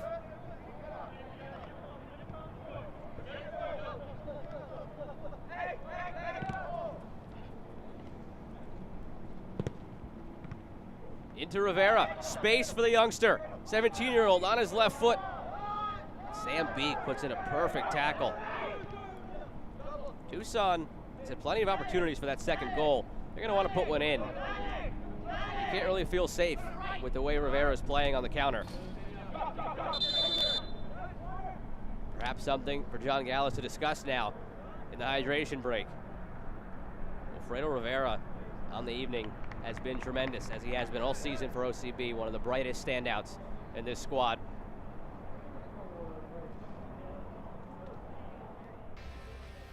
And FC Tucson wants to take this moment to say thank you to the fans with a look back at the 2020 watch parties. So many great memories created for the local supporters. They had hot dog eating contests. They had a bunch of different events, themes. They had Hispanic Heritage Night. They had Pride Night. A lot of different things going on. A good, fun, safe time. As I mentioned, it hasn't been the most normal year in 2020, to say the least. Fans not allowed to attend the home games, but they have more than made the most of the situation, bringing the game to the community in a unique way. Thank you from the club to the fans. All of you out there watching tonight on Fan Appreciation Night, the club wants you to know they appreciate you more than you can imagine. Thank you for sticking with them through all the tough times this year, and they hope that they have eased the burden off of you and helped create some good feeling in this year.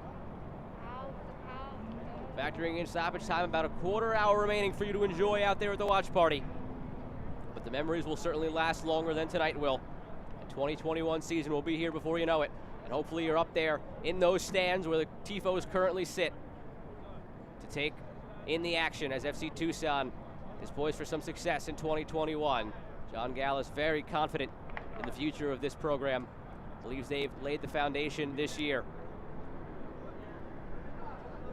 Tucson till we die, reads the Tifo. Supporter groups have had to take in the season in different ways. The club hoped it ended with a spot in the final. They'll come up just short, but on their way, at least 10 minutes away from finishing the season 6-6-4 and ending the night in 4th place. Joe Malfa here with you on ESPN Plus to take you to the finish of this game and of the FC Tucson season.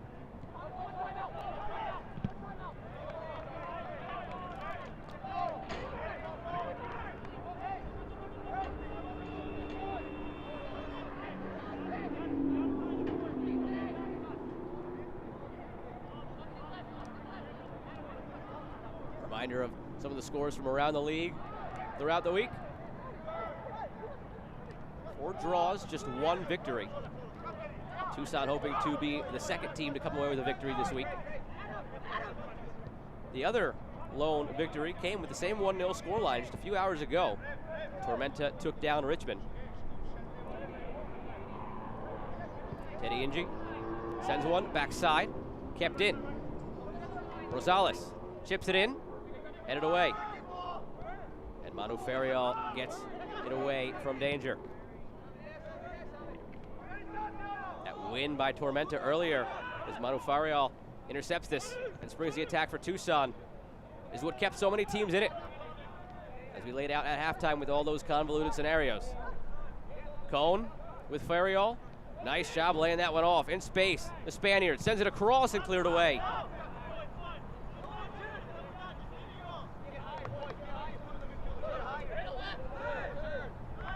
If no more goals are scored, this would be the 10th game this season with a 1-goal margin for FC Tucson, in which they are 4-5.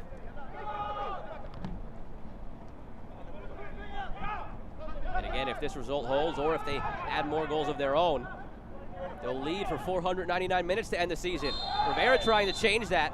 Foul goes all the way back outside the box. Fell in the box. The foul came all the way outside the box. Sanchez tried to let the advantage carry on. Rivera has to be restrained here. Looked like he was jawing at his own teammate. Look at the right shore replay. There's where the foul was committed by Pena.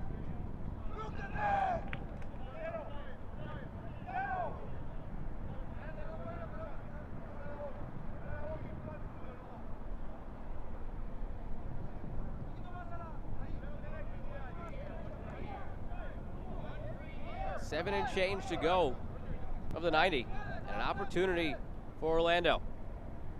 They could come up with a goal here. It would be totally against a run of play.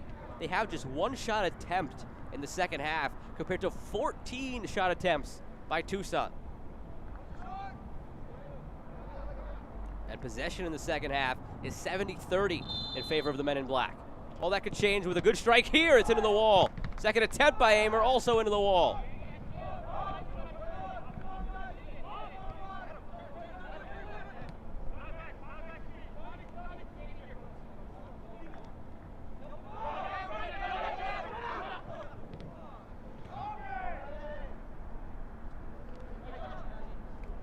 Shields it out.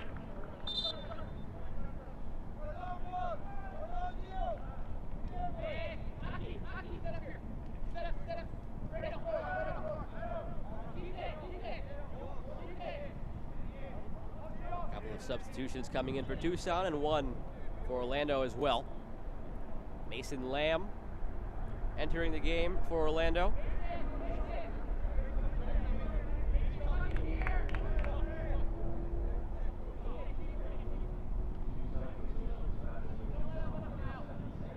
Check in for Adam Ozeri. this sub and all three that are about to take place. All brought to you by Right Shore.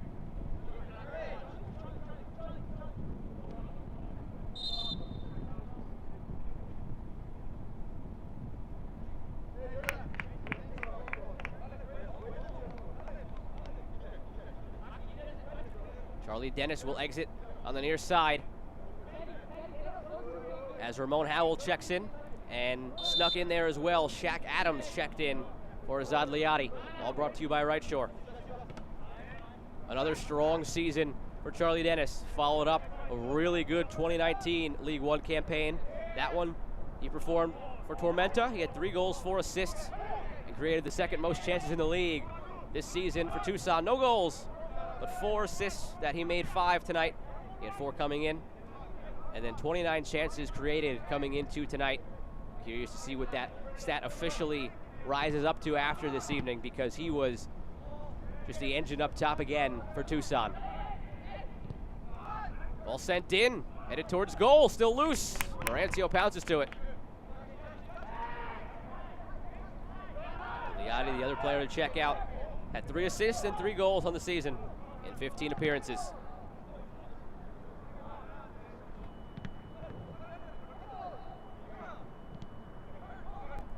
The 3 substitutes we've seen in the second half, those are 3 guys that Gallus hopes to be the building blocks next season. Dennis, Liati, Eli Velton. Liati, Eli Velton had 3 goals each. Ball sent in, dangerously again. OCB giving it a few last efforts here. Tucson, all of a sudden, on its heels, looking to defend this one out.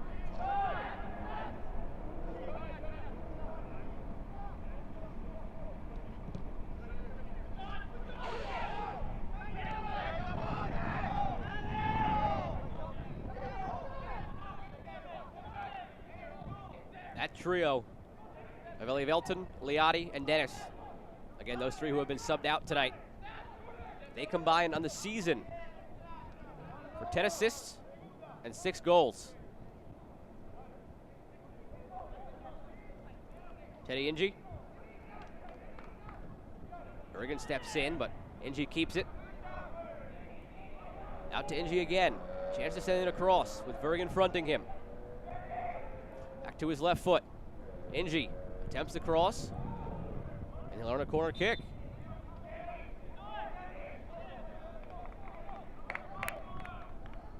We saw last week, ended in some heartbreak for Tucson. They conceded the goal 90+1 that officially mathematically eliminated them.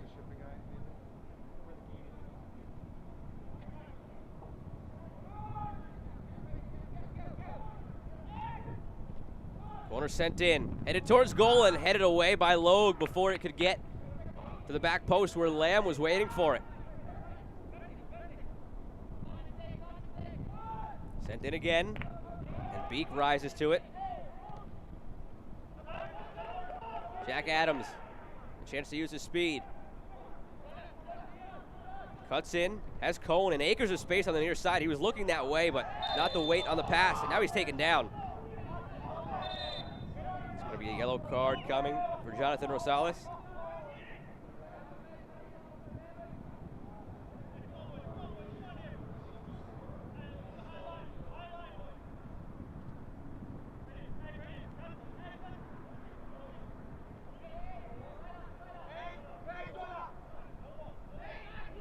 A little bit of a race here. The team lead in goals maybe in the last few minutes for Tucson.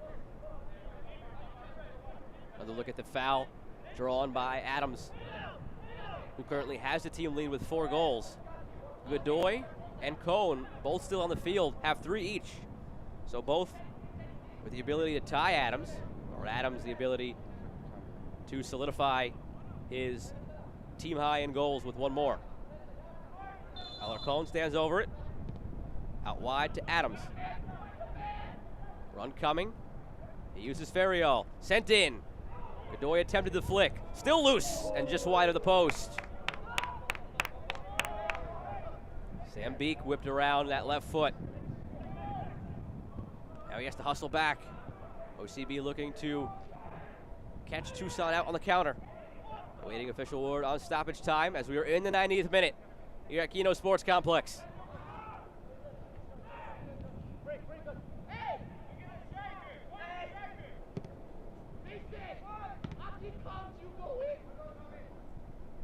Just like the first half, it'll be 3 minutes, I'm told, of stoppage time here in the second. 23 total shots for Tucson. Just 10 total shots for OCB.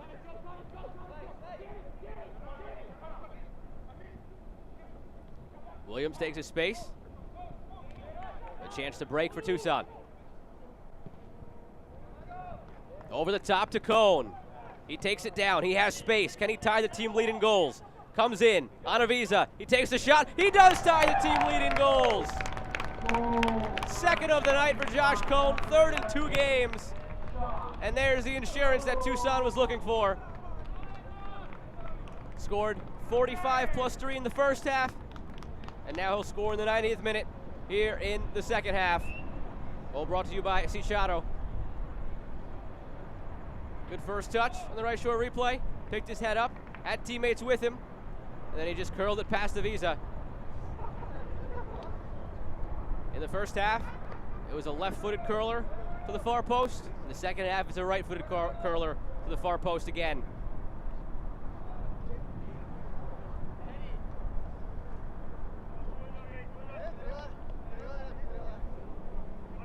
As I was teeing up a couple of minutes ago, these last few minutes for Tucson could be for the team lead in goals. Adams had a chance to extend his lead. Cone and Godoy had a chance to tie. Cone tied. So now 2 minutes left. If they want to push for one more, but with a 2-goal lead, I imagine they might just sit back now in the right shore stoppage time with 2 minutes remaining. Not in any hurry to get the throw in. Someone should tell Godoy that he has a chance to get in on the party. He's got 3. Now Cone and Adams have the team lead at 4.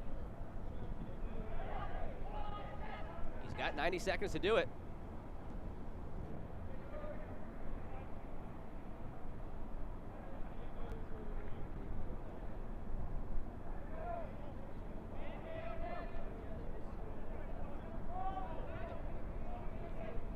'90th goal of the season in League One. We've got one more week. Still a lot of games to be played in that span, believe it or not, to get to the 200 mark. 8 more games over the next 7 days. Ferriol, Godoy making the run. Ferriol, still with it, lays it off for Cone. Outside to Howell. He sends it across. Godoy lays it off. Ferriol, curled, shouts for a handball. Again, looks to be a clear handball. Second time of the night in the box at Tucson. Perhaps robbed of a penalty.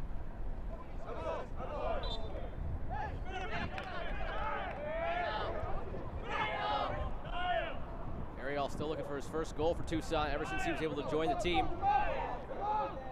Howell with it, finds space. Chipped over the top, Adams. Taken down in the box, still with it. Adams chips it over the goal.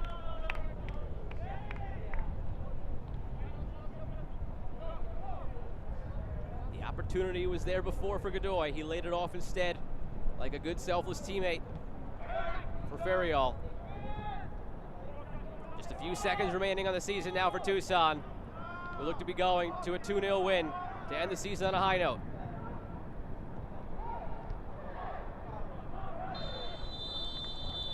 It's not the ending they wanted, but it ends on a high note nonetheless. FC Tucson finishes the season with 3 points at home. A positive to take into 2021 for John Gallus. Both goals coming from Josh Cone. 45 plus 3 in the first half, and then in the 90th minute in the second half. Final score brought to you by Right Shore. 2-0 victory for Josh Cone, and as if there was any question, he is your Right Shore man of the match tonight. You could go to the FC Tucson app to cast your vote for who you think deserves to be the man of the match tonight, but I don't think you have too much to decide on. 2 goals and a 2-0 victory for Josh Cone. Ends up tied. The team lead with 4 on the season. With a late push, scored last week once and then twice tonight.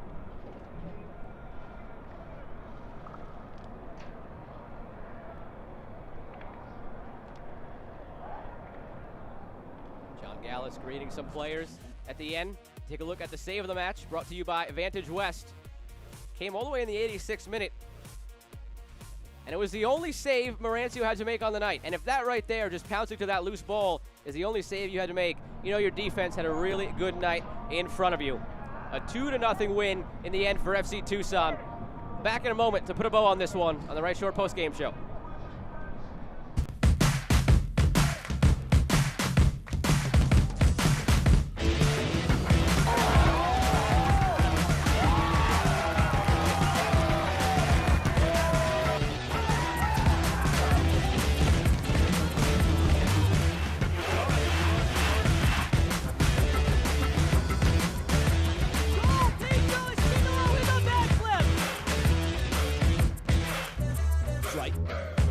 Ball gets into Moshe Perez, and that is a PRO. Telling us just what he's all about, and Danny Crutzen showing exactly why. Coming in on the right side, cross straight across the box and into the back of the net.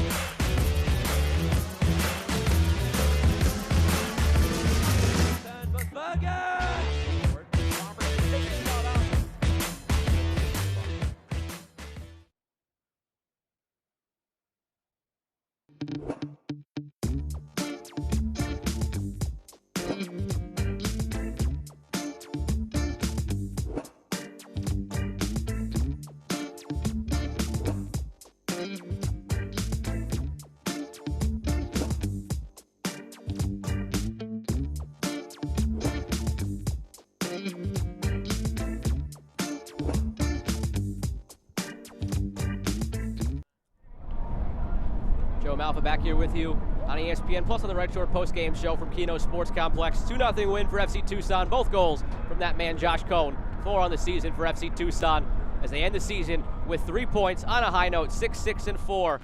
Here's your play of the match, brought to you by Right Shore. It was Cohn's first goal of the night. From Godoy to Dennis to Cohn and to the netting, past Avisa. That was his third of the season. And we take a look now at the match highlights, brought to you by Right Shore. You just saw it. Here it is again. So nice you have to see it twice. The first goal for Josh Cohn. Tucks it away calmly and professionally. 45 plus 3. Change the attitude going into the locker room. And then just plenty of opportunities in the second half for Tucson. It's a surprise they only were able to get one insurance goal. Part of the reason, a lot of saves by Austin Avisa. Not one there. That one just goes over the bar. But he was busy. 18 shots, 5 on target in the second half. Here was his busiest stretch of the night. 1 save, 2 saves, 3 saves, ha ha ha. And he was incredible tonight for OCB. Dennis sends it in. Nearly an own goal from Williams. And as Tucson continued to pressure, it was Liotti getting in on the fun. Touches it past his defender. Another save by Avisa. 7 shots on target, 5 official saves credited to Avisa. OCB kept fighting, but eventually they broke defensively. It was Cohn again in space. Heavy first touch, but he gathered himself into the box. And again, just a reverse of the other goal. Tucks it in with his right foot.